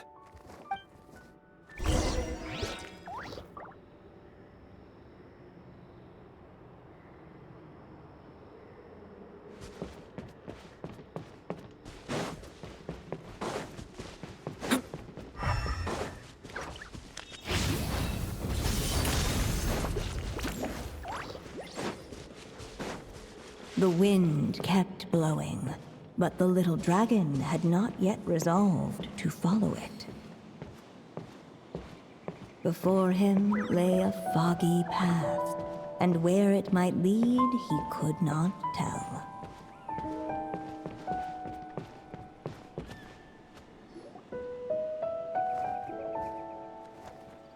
If we go this way, we'll be heading back to Mondstadt just like we planned. options so far. This seems like the safest, right? At least we know what happens next. He helps stop the evil dragon from returning, gets a new body, makes a whole bunch of friends, who all just forget about him. But you didn't forget, Hat Guy. I'm just saying, choosing this path wouldn't solve the main problem. You'd still end up being forgotten. Huh.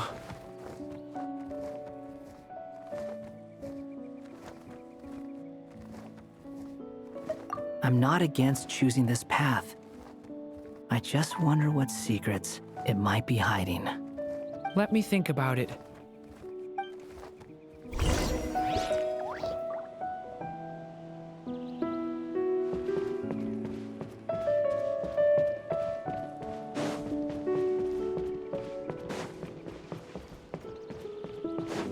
I still think you should keep going, little dragon. If you leave the castle, you can accomplish something amazing and make a bunch of friends along the way. Really? Then let's go! Unable to preserve his story, the little dragon wandered astray. Fortunately for him, a certain prophetess had left behind a prophecy to guide him. The wind took the prophecy and swept it off into the distance, and so the little dragon was shown a path to wander. Following the wind's guidance, the little dragon made his escape. In turn, the prophetess affirmed the little dragon's choice, leaving an extra secret as her parting gift. Now that you've made up your mind, I shall keep my promise by explaining Fate's little trick. Long, long ago, the gods of the high heavens gave the world outside the castle a magic of its own. They called it storytelling. It was a magic of almost unshakable power that governed how people met, grew close, and understood one another. Each person had a story meant for them and them alone, one whose ending was written in the heavens long ago. In truth, your story and the evil dragons are simply two versions of the same tale, and that is something the magic of storytelling cannot abide. Beyond the castle's walls, your story cannot take root, for the evil dragon's tale has done so already.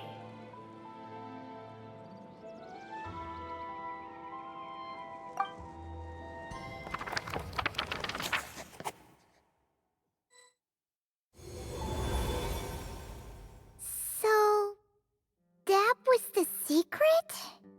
Huh.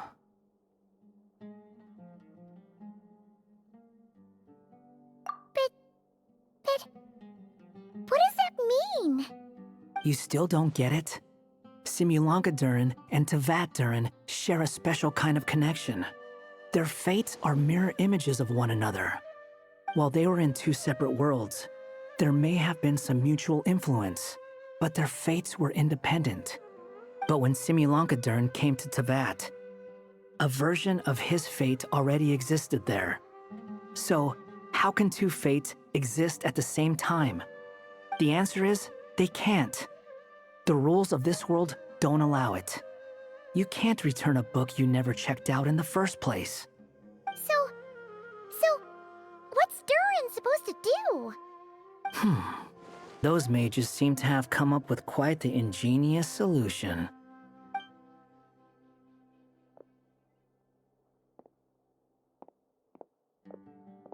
I'm here to make a return. As I said, there's no record of Volume 5 of this series ever being checked out. Then just think of this as Volume 6. Based on what I know, the author was planning on publishing another volume anyway. The catalog does have a slot reserved for Volume 6. So, this is it? Sure, let's go with that. All you need to know is, I'll be the one writing this series from now on. You...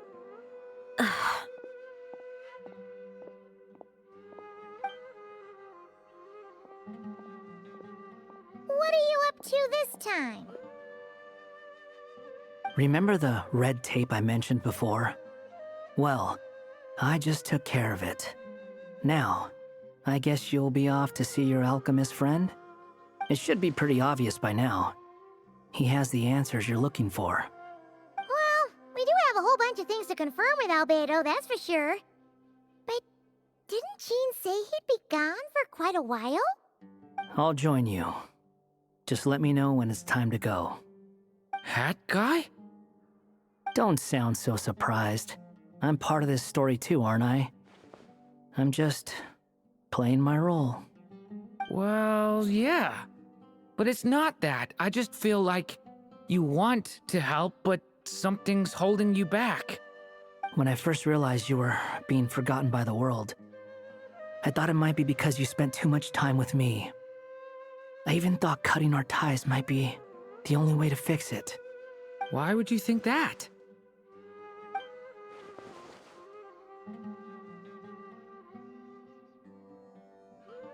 It doesn't matter now. Judging from the answer this book has given us, I was probably overthinking it. Just as well, with the ley lines rejecting him like this, the people who still remember him are his only remaining connection to this place. If that last fragile tie was broken, who can say what devastation his unbound body might unleash? And to think I'm one of the people keeping you here, instrumental in helping change your fate. Can't say I saw it coming. Well, if it's good enough for Hat Guy, it's good enough for me. After all, he is about as odd as humans get. Excuse me? With some people, even if you try asking a simple question, they'll always give you a complicated answer. And the more you ask, the more complicated it gets. Truth is, Hat Guy's just that kind of guy. Whatever. All I needed was a yes or no, so we can quit it with all the back and forth.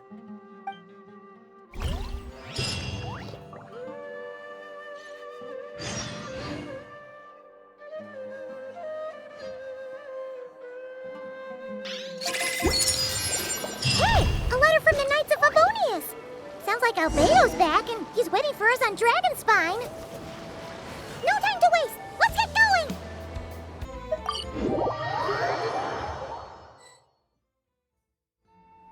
So this is the other Durin, huh?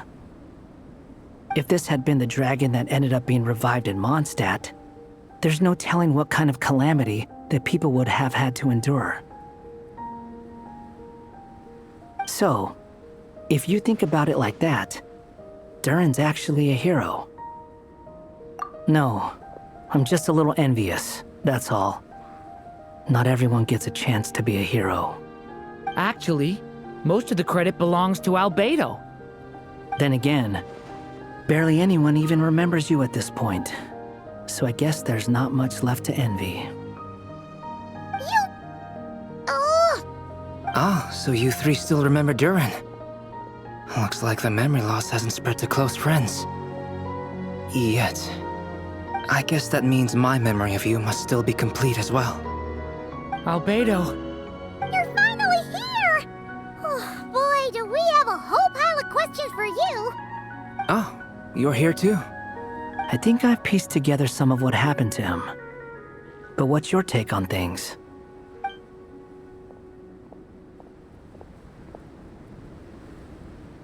Master Jean filled me in on what happened, and I've got a few theories.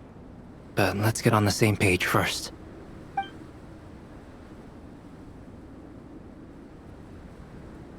Well, physically, he's doing fine. His body is holding the abyssal power at bay. And there's nothing whatsoever to indicate any risk of collapse. So, from an alchemy point of view, there's nothing wrong with him? The issue isn't so much that the abyssal power within him has gotten out of control. It's that the connection between his will and body is fading. If he ends up losing his conscious will, his body will fall back on its biological instincts. And that's when the abyssal power within it will take over. This book mentioned a witches' gathering. It seems like quite a few of these witches got themselves involved in Durin's case. Which brings me to my theory. Bringing fairy tale Durin into this world to replace the Durin on Dragonspine means using one Durin's fate to overwrite the others. But the power of alchemy alone would not be enough to pull off such a feat. It would have required the combined use of Miss Barbatos' astrology, my teacher's alchemy, and Aunt Alice's magic. After learning of Miss Barbatos' prophecy, Durin and I finally came up with a way to settle the Dragonspine Durin problem for good. And I took care of the alchemy side of things, which, looking back on it, seems to have been a part of their plan all along. So now, there's only one thing missing. As for the fate theory our friend in the hat just mentioned, I still can't figure out how any kind of magic could possibly influence the fate of Tevat. But I'm certain that the answer lies within this book. So, the reason Alice had us complete this book was to make that magic possible? A form of magic powerful enough to rewrite fate itself. Well, we've no time to lose. I just need to take a look at the book. The next part of the story most likely relates to me. So the memory that unlocks it must be connected to me too. Huh? The giant tree was home to a broken branch, the shape of its splintered arm aligning perfectly with the branch that had burst forth from the castle walls. Join yourself to that broken bough, for there you may take root at last, and henceforth bask in the sun and rain of the world beyond the castle. But first, fetch the stickiest clay and let it bind the scar of the break. I see.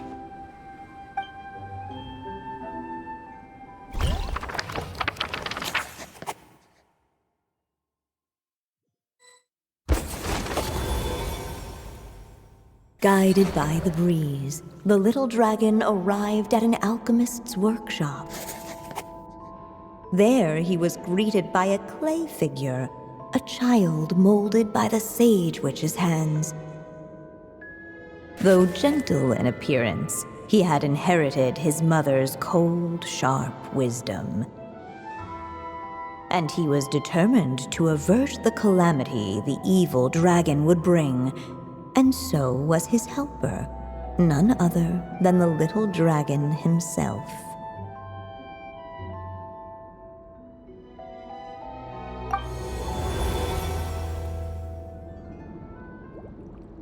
What is this place?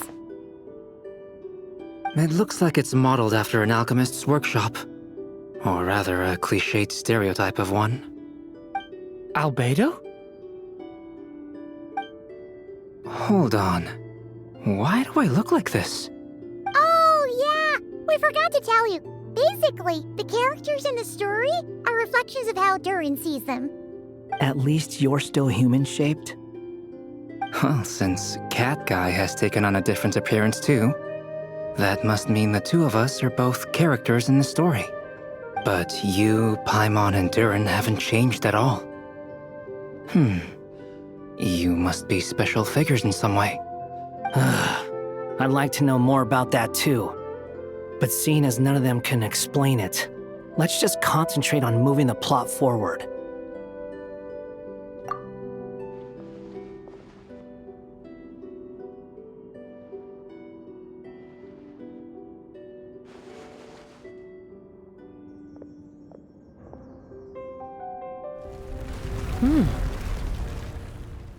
And just like that, the group stumbled upon a hidden passageway. Intricately crafted, it seemed to lead them towards another exciting chapter of the tale. Come on! What are we waiting for? Next chapter, here we come! Ouch! But this was a chapter that had not yet been written. Ahead of them was a storyless void, and they could go no further.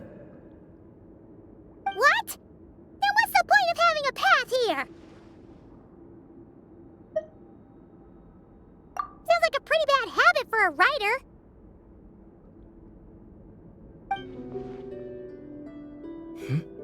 Over here. I found something. What the clay figure found was none other than the evil dragon's heart itself. Though the creature had perished long ago, its heart was still there, pulsing away and growing warmer with every beat. And the clay alchemist knew what it meant. That the evil dragon would return one day, just as the prophecy had foretold. Yet, guided by his mother's wisdom, he foresaw another fate. If only the alchemist could bestow this heart upon the little dragon, he might be reborn in the evil dragon's stead. Only then would the evil dragon's heart grow still, and the little one inherit its tale. Sounds like this chapter's about Albedo bringing me to life? If that really was the solution, though, this would have been over the minute I finished the transmutation. So why is Durin still being forgotten? There has to be some other reason. Yeah, I'd like to explore the area a bit more.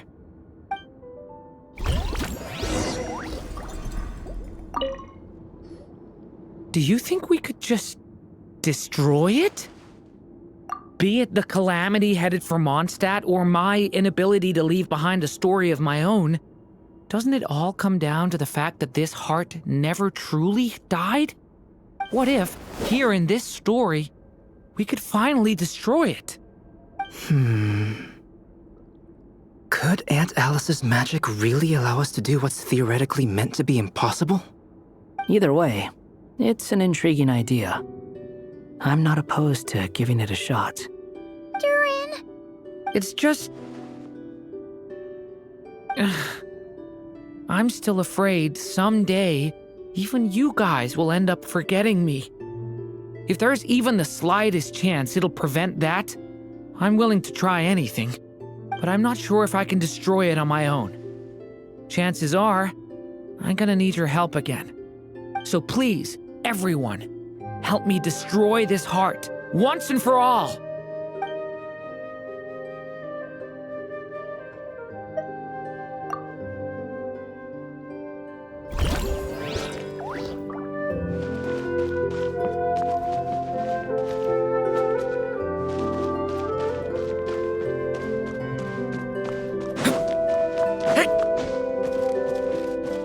Ahead of them was a storyless void, and they could go no further.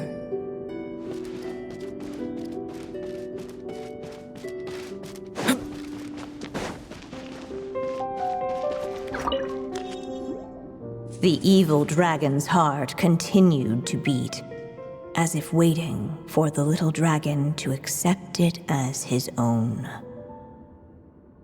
Looks like we have no choice but to get this done.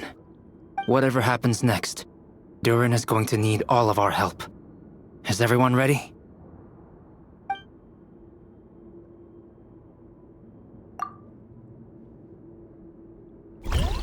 What the clay figure found was none other than the evil dragon's heart itself. Though the creature had perished long ago, its heart was still there, pulsing away and growing warmer with every beat. And the clay alchemist knew what it meant. That the evil dragon would return one day, just as the prophecy had foretold. Yet, guided by his mother's wisdom, he foresaw another fate. If only the alchemist could bestow this heart upon the little dragon, he might be reborn in the evil dragon's stead. Only then would the evil dragon's heart grow still, and the little one inherit its tale. At last, the little dragon accepted the evil dragon's heart, and a new life came into being. The evil dragon's heart beat in his chest, and the little dragon's soul guided him forward. Thus did the prophecy hold true, even as fate had been rewritten. And so was the little dragon born anew.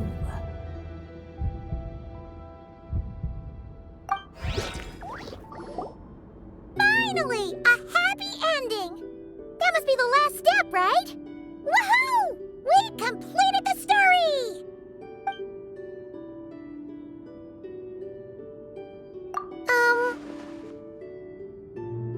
Born anew, the little dragon set off once more, his story far from over.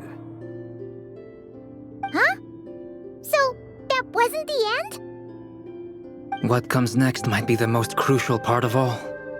The real last step. If fate really is as devious as they say, then I say, show us what you've got. Wow! You're all so serious all of a sudden.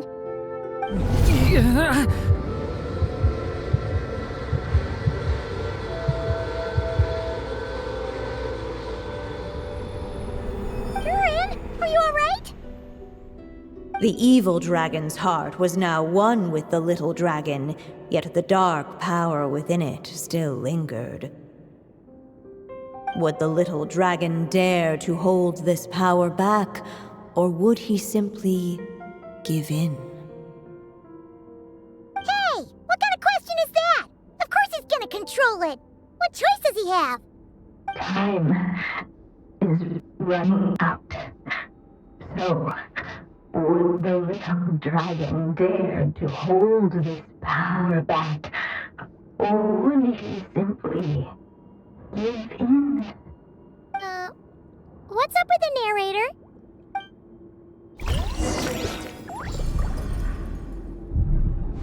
Would he dare to hold this power back, or would he simply give in?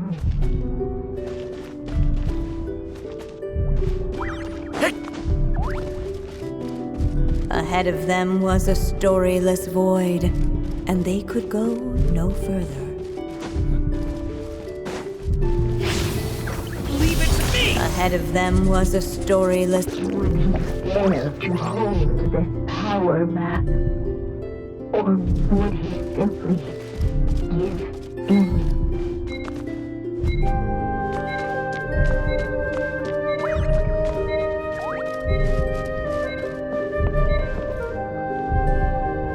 The little dragon and his companions. Blank. Blank again. Huh? What's going on? Are we running out of ink? Once the ink runs out, is that the end of the story? I had a feeling this would happen. What's happening to the others? Now that the story's ink was spent, all that lay ahead were blank pages.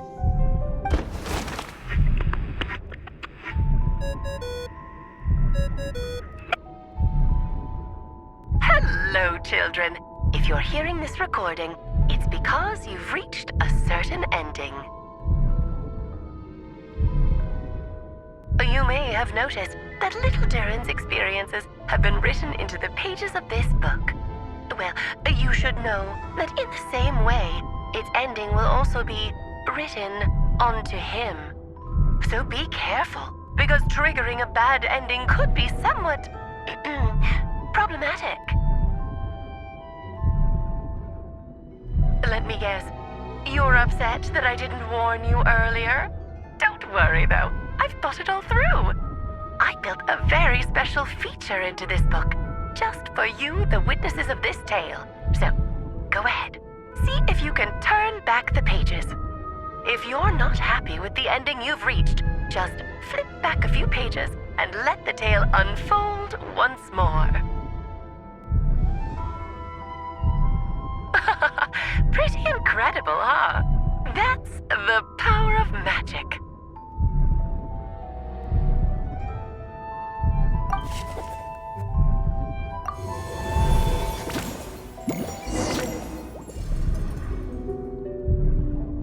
Would he dare to hold this power back, Or would he simply give in?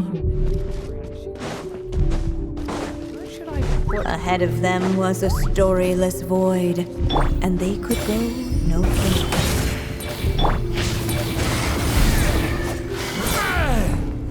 Ahead of them was a storyless void, and they could go no further. Would he dare to hold this power map?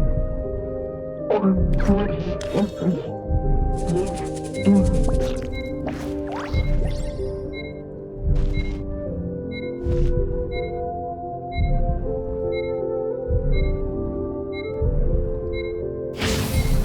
Stay back!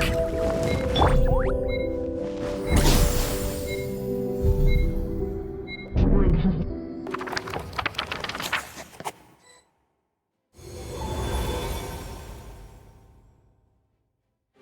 The little dragon was at an impasse, and the dark power within him surged like a tide.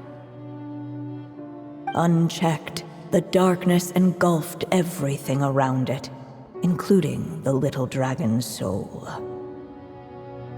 The little dragon's story faded into nothingness, and in the world beyond the castle, only the evil dragon's tale endured. Is this me? And so the story ended, with the little dragon fading from sight, leaving nothing but the evil dragon's shadow in his place. Oh no! That means Durin... What do we do now?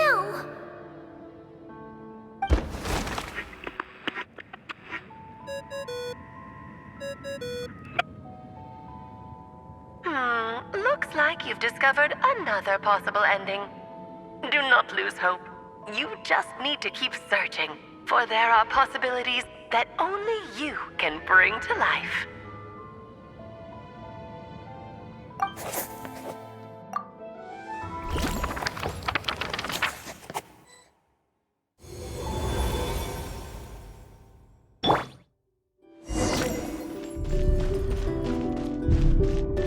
Would he dare to hold this? Ahead of them was a storyless void, and they could go no further. Ahead of them was a storyless void, and they could go no further.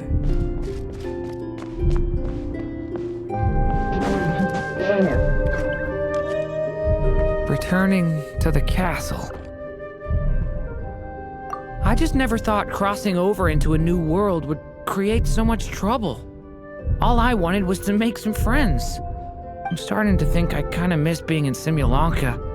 You might look back on it with fondness, but if I were you, I wouldn't miss it.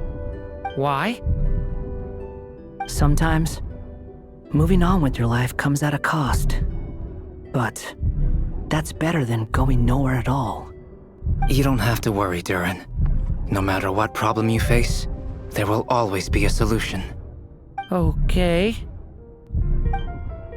Sometimes I wish I could just go back and see it again.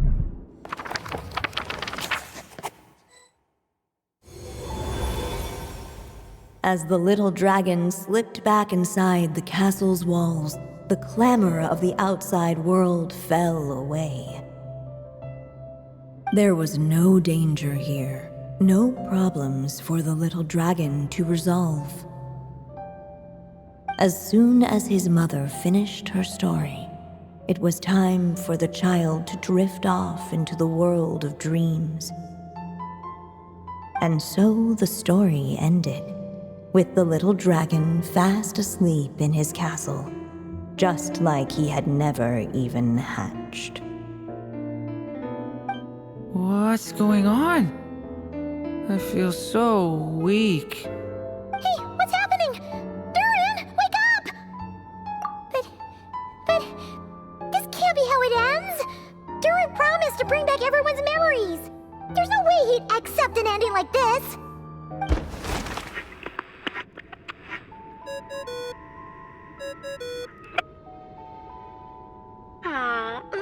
like you've discovered another possible ending. Do not lose hope. You just need to keep searching, for there are possibilities that only you can bring to life.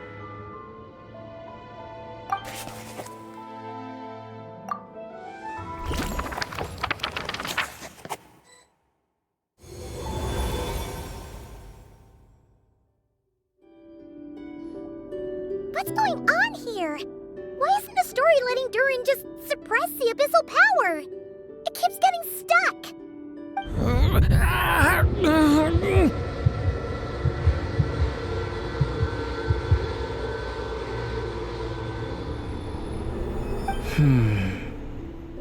It seems the act of suppressing the power counts as an event in the story. In other words, we would need ink to write it in. So, what now? Did we use too much earlier? How are we supposed to write a happy ending with only this much left?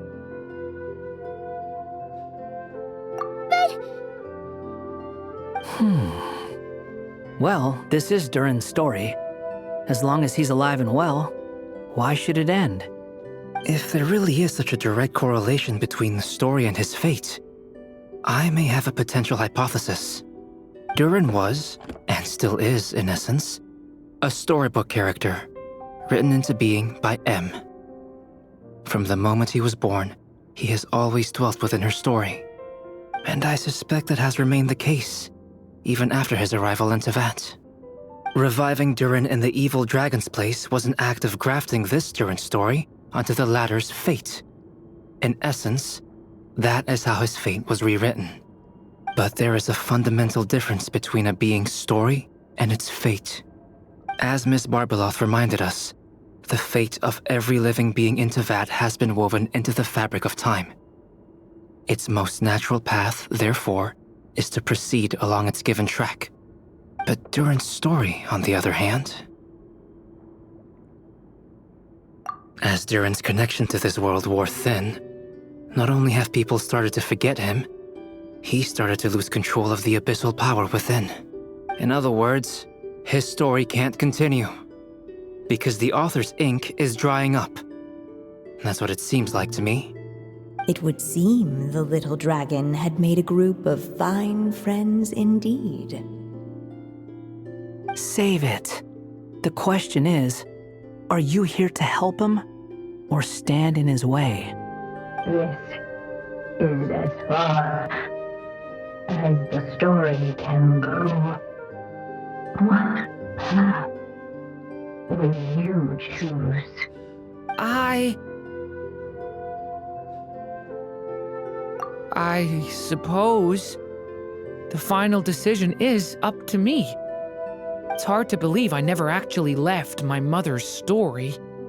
If that's true, I'd like to go there and see for myself.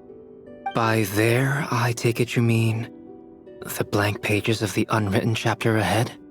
But we still don't even know how Alice's magic works. If Durin belongs inside the story, then going outside of it to some unwritten part, isn't that too risky? I'm not afraid. I second that. It would seem this is one answer you need to go seize for yourself. So be it. Whatever obstacles stand in your way, we'll tear them down together.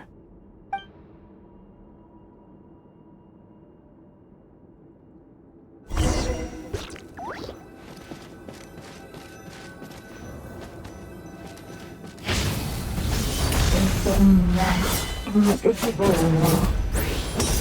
When the big dragon is staring uncloudable itself,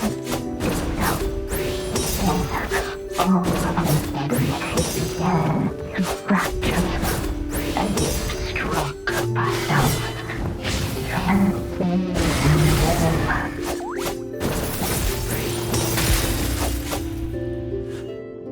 Gotta keep going.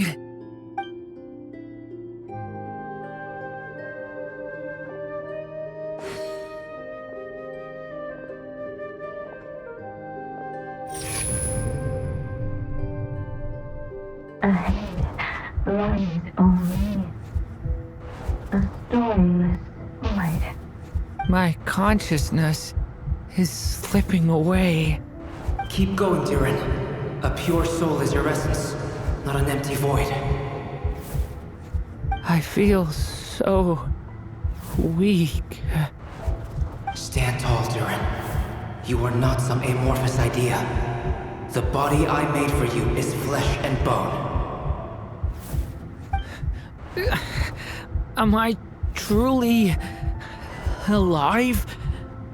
Yes, Durin, but you must keep going. You're as alive and real as I am. I can't feel a connection.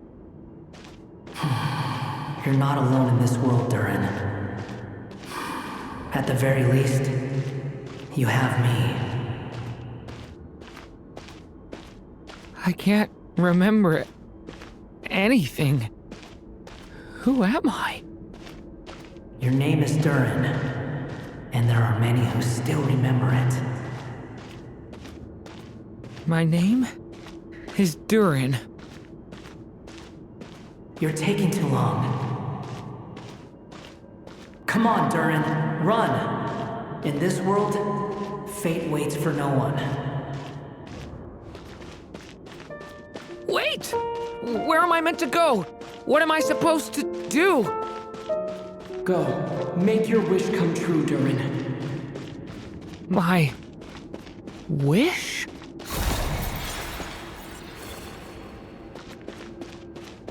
Your story's not over yet!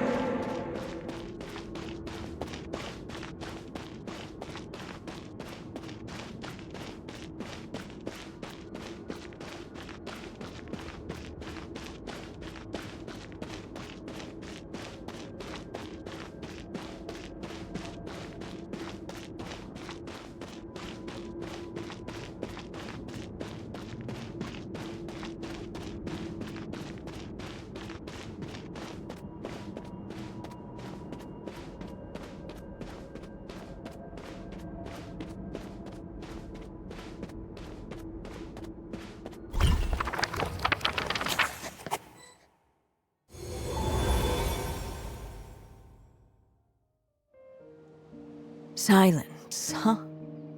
Have you nothing to say about my proposal? Let me get this straight. You want to graft your story onto this unfinished thread of fate, and in doing so, not only rewrite that fate, but allow the story to live on. Quite the brilliant idea. Still, the story's survival depends entirely on whether the author keeps writing. Exactly.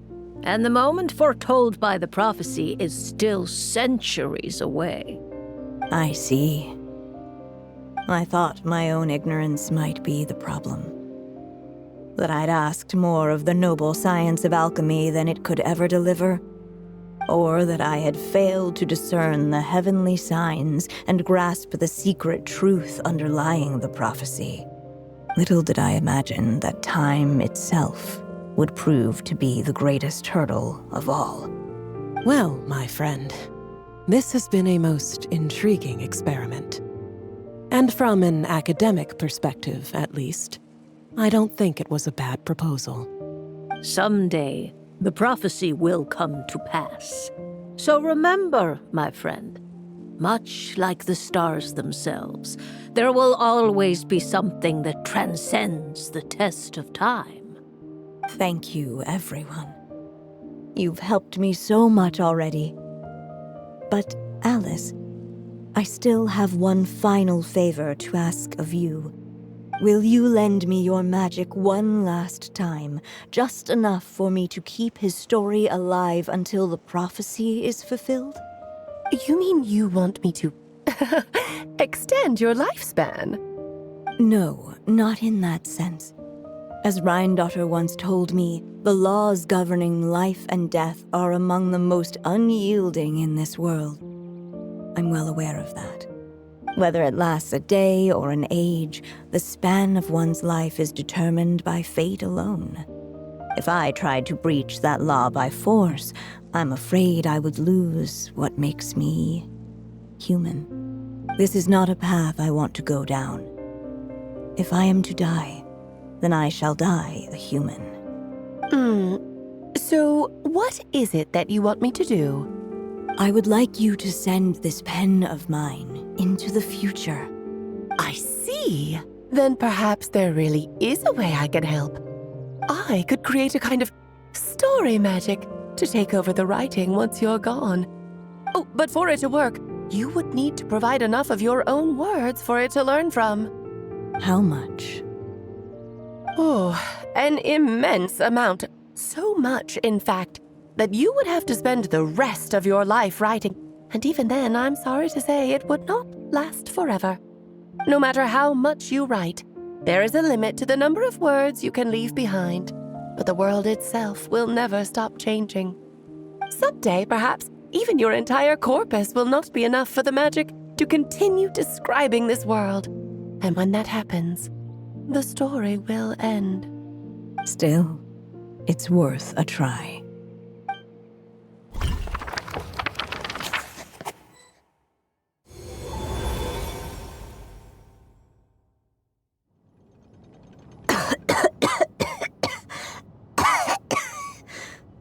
Oh, my dear Anya. Even after all this time, you're still... Look at you. You should be enjoying your old age in peace and quiet, especially now that things are finally returning to normal after that terrible calamity. Once he leaves Simulanka, things will only get more complicated. If his story is to continue, there needs to be more material for the magic to draw upon. I'll just have to skip over some of the less important details. Anya, why do you insist on sending him out of the storybook world? Why must he face his fate into that? Why not just let him remain within the story? With my magic, even fate's curse could be undone and he could live happily ever after. I suppose. In fairy tales, all it takes is a heartfelt wish. And even a wooden puppet can turn himself into a real boy and live happily ever after. That's just how fairy tales end, isn't it? But have you ever wondered what happens to the main character after the ever after? Tell me, Alice. In your eyes, what would be a writer's greatest regret? To leave a story without an ending. Not a bad answer. It's true, many writers come to consider that their greatest regret. But I see things differently. My greatest regret is that every story I write has to come to an end in the first place. Anya. No matter how brilliantly a character shines, the moment their story ends, their potential is lost forever. For them, the story itself becomes an inescapable fate. But what if, instead, I could place my pen in their hand and let them continue the story themselves? You mean? You said it yourself. I can only leave so many words behind. Even with your magic, the idea that I could keep the story going until the prophecy comes to pass is wishful thinking at best. But I've found a way to use your magic to transform some of my finished stories into a special kind of ink. This ink is a magical medium he can use to complete the story the way he wants to. For what is storytelling but another kind of magic? And if he can experience the whole tale himself while leaving behind his own wishes and aspirations, even once he reaches the chapter where I stopped, he'll still be able to carry the story forward on his own, And so, by leaving him this ink, I can entrust him with the responsibility of writing his own story. A character with the power to write their own story.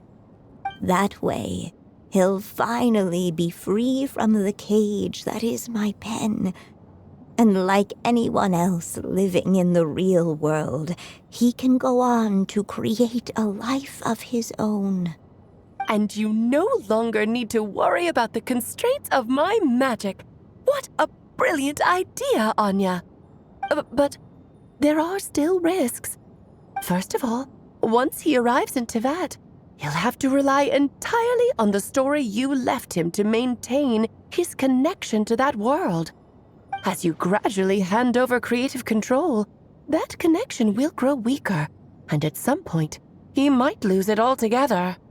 But at the same time, he'll also have the chance to forge that connection for himself. The issue is, this method taps into too many of Teyvat's core secrets. Any overt hints you try to leave will be erased in no time. In fact, it'd be hard for you to leave anything at all to guide them. We still have the story itself, though. I can use that to show them the way. It's entirely possible he burns through all your ink, never reaches the chapter you had in mind, and gets stuck, roaming the chapters of his past.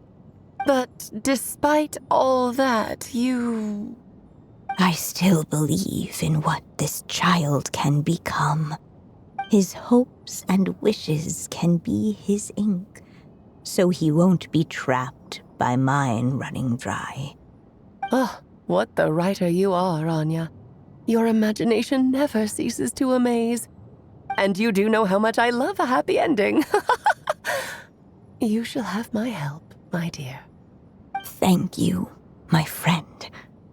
Well then, my child. Do you understand what you must do? Yes, I think I do. It's my turn to keep this story alive. Then what's holding you back? What will become of you after I take up this pen?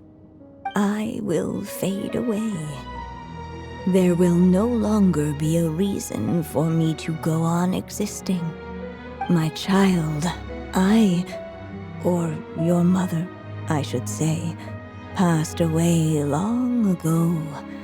The voice you're hearing is nothing but a magical echo that has now fulfilled its purpose. You needn't feel so reluctant to let me go. I know my mother died long ago. It's just, when you lose your mom too soon, it's hard to tear yourself away from the stories she used to read. I guess it's a silly way of pretending she's still here, by your side. Durin. But after coming to this world and traveling it with my friends, facing all kinds of enemies together, I suddenly realized I couldn't just sit around listening to my mother's stories because I'd found a new purpose in life. Maybe this is just what growing up feels like. With all my new friends waiting, it's time I finally set aside my mother's storybook. I'm ready to grow up now, Mom.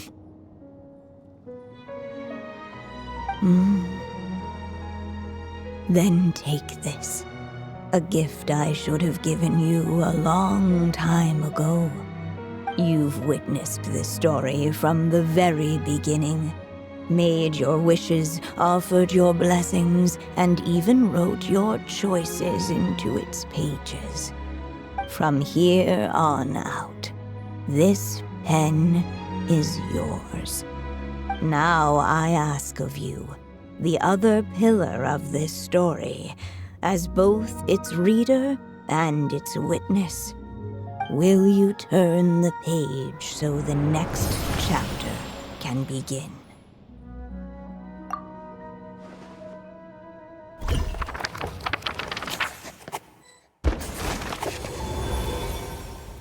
Suddenly, and without warning, the powers of darkness struck. The question was, could the little dragon prevail? Alas, it was here that the story witch's tale had to end. But Durin's tale, on the other hand, had only just begun. Stepping into his mother's memories, he picked up her pen. And so the story that was ending began anew. He had made up his mind to challenge the fate that barred the way ahead.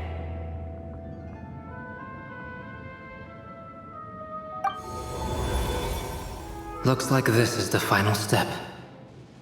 A chance to strike back at fate? Now that's not something that comes knocking every day.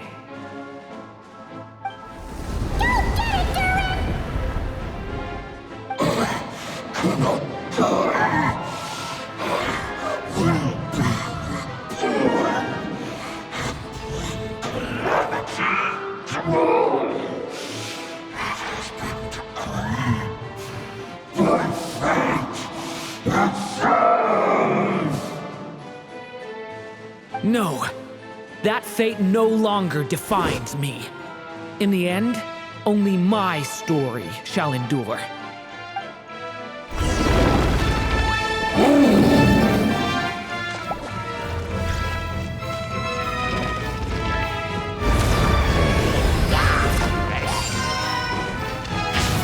Leave it to me!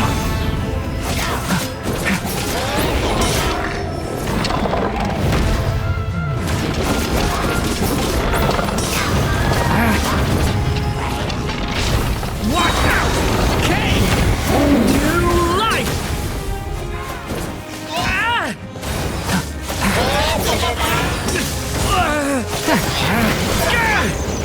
Watch out!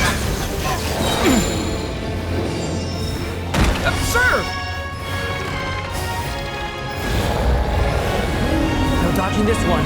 Here, I'll help lift you up.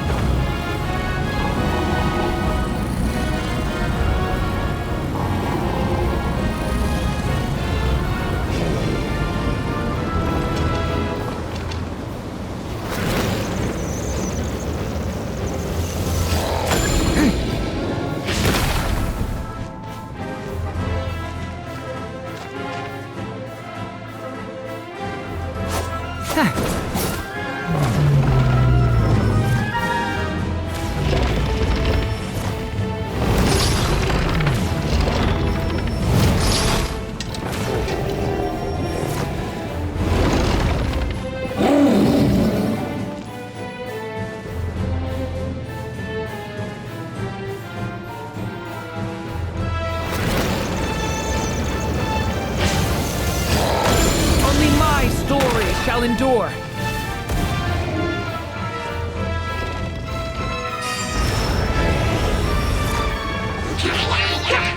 A turning point in fate. Leave it to me.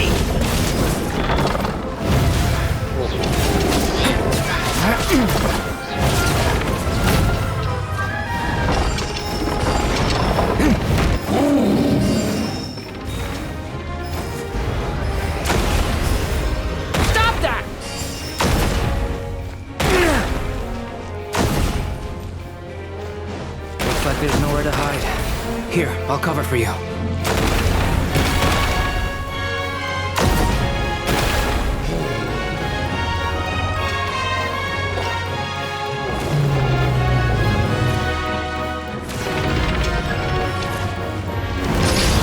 This time, the light prevails.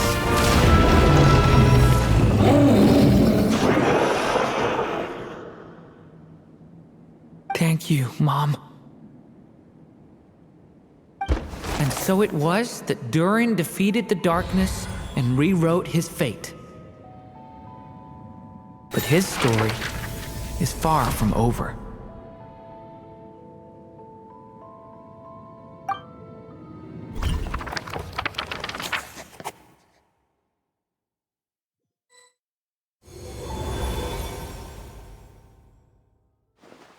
Is everyone okay? We're fine, thanks. And hey, we all saw how you fought back there. That was awesome! I have to admit, I do feel like something in me has changed. I owe you all so much.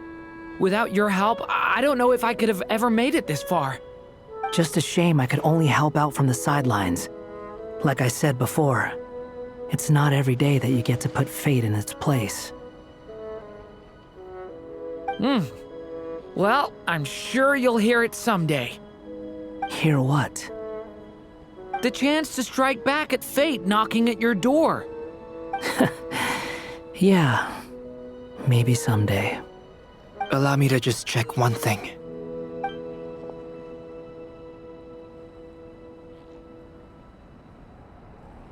Yes. The abyssal power within you has stabilized again. And those strange symptoms you were experiencing seem to have completely disappeared. Oh, thank goodness! I wonder what it means, though. Aside from the principles of alchemy, what other law of this world governs his being? Look, it all turned out fine, so just leave it at that. Now that this one's out of danger, it's time for me to get out of here. You're leaving so soon? Don't humans usually throw a party after something like this? A party? Do I look like that kind of guy? Anyway, come find me again next time you're in trouble. That's what... In a way, though, he is right. This is Durin's moment to celebrate, not the time for academic discussions. Hey, I don't blame you for asking. And honestly, I'd be perfectly happy to talk about it. It's just, I wouldn't even know where to start. It's all right. I'm sure we'll get a chance at some point. After all, your story's only just begun. All right then. Traveler and Paimon, we'll part ways here. Given the extraordinary nature of the things we witnessed today, I need to make sure it's all recorded properly. Okay, see ya! So, it's party time next! Huh?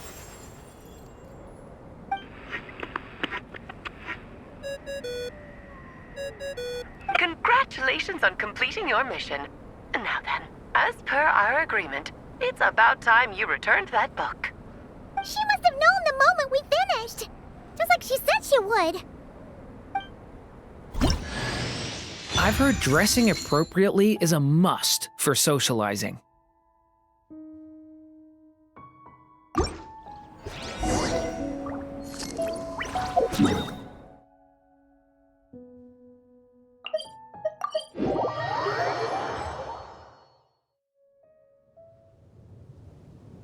Oh, my writer and witness. It's been quite the journey, hasn't it? You had special plans for the Traveler from the start, didn't you? But of course, that goes without saying. For a story to live on, it needs both a writer and a reader. Only then can my magic take effect. I chose the Traveler as the witness because of the special nature of who he is. It's not easy finding someone with that kind of background, you know. For a moment, I even considered taking the role myself. At least it made for an interesting story, right? Huh? What are you doing here, tone-deaf bard? With the Hexenzirkel carrying out such a risky experiment in Mondstadt, it didn't cross your minds that the Animo Archon might be slightly curious? Sorry for the trouble, Lord Barbatos. Think nothing of it. I dare say the Animo Archon quite enjoyed coming along for the ride. And now then, as agreed, let us see the fruits of your labor. Here, please take a look. Well. Somehow, despite all my careful planning, it still turned out to be full of surprises. It never even crossed my mind that Rhindotter's child would be capable of handling that kind of alchemy in her stead. When he asked for help with the materials, oh my, I nearly couldn't believe it. If only the others were here too, we could all celebrate together. I'm right here, you know. The only one who hasn't responded is the one busy stuffing her face over there. Is that you, Barbie? A little late to the party, don't you think? Come here, child. Let me take a closer look at you. All right, Aunt Seer Witch. Here I am. Just as I thought. This child's fate does not appear among the stars. Anya has accomplished what almost no one before her could. What does that mean? Child, all you need to know is that you're very lucky indeed. Oh.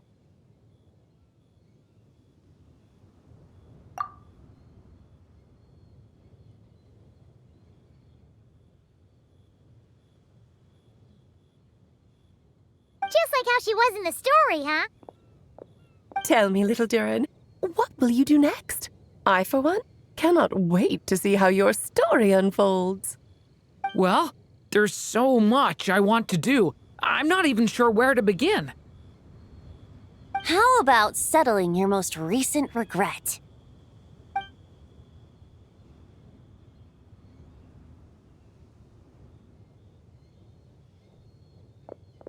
Not so fast, Tone-Deaf Bard! What exactly did you just tell Durin to do? To make the long overdue wish come true. Thank you once again, Alice. How much time do you have left? I believe these should be my final moments. Just enough time to say goodbye to my dearest friend. This feels like having to say our final goodbyes all over again. I don't like it. Not one bit. I don't know how to respond to that. Strange. You were always such a cheerful figure in my stories. I even dubbed you the Merry Witch, you know. Oh, please. You know full well it was your stories that first taught me what true pain and sadness felt like. Aside from saying goodbye to me, shouldn't you also leave a few words for the child? Since the book will be his to continue, why don't you write him a little parting note? There's no need. His mother already did that long, long ago. All that remains is for me to convey it on her behalf.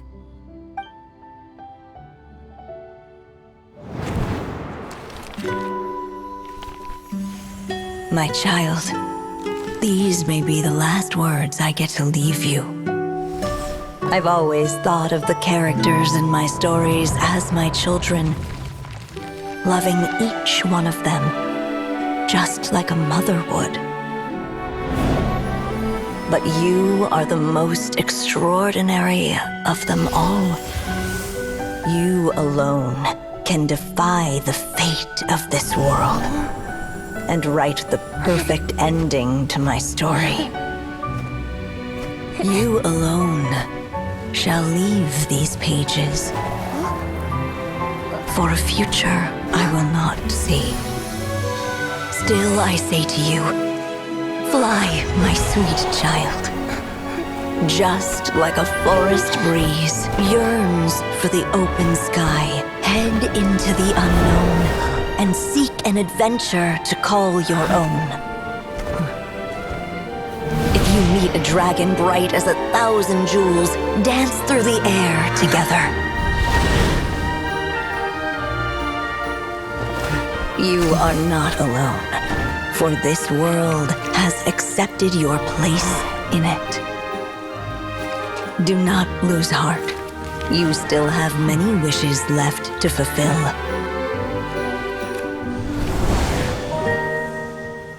A long tale awaits you, my love. Let songs and flowers be the ink that fills its pages. Take my pen and use it to continue your story.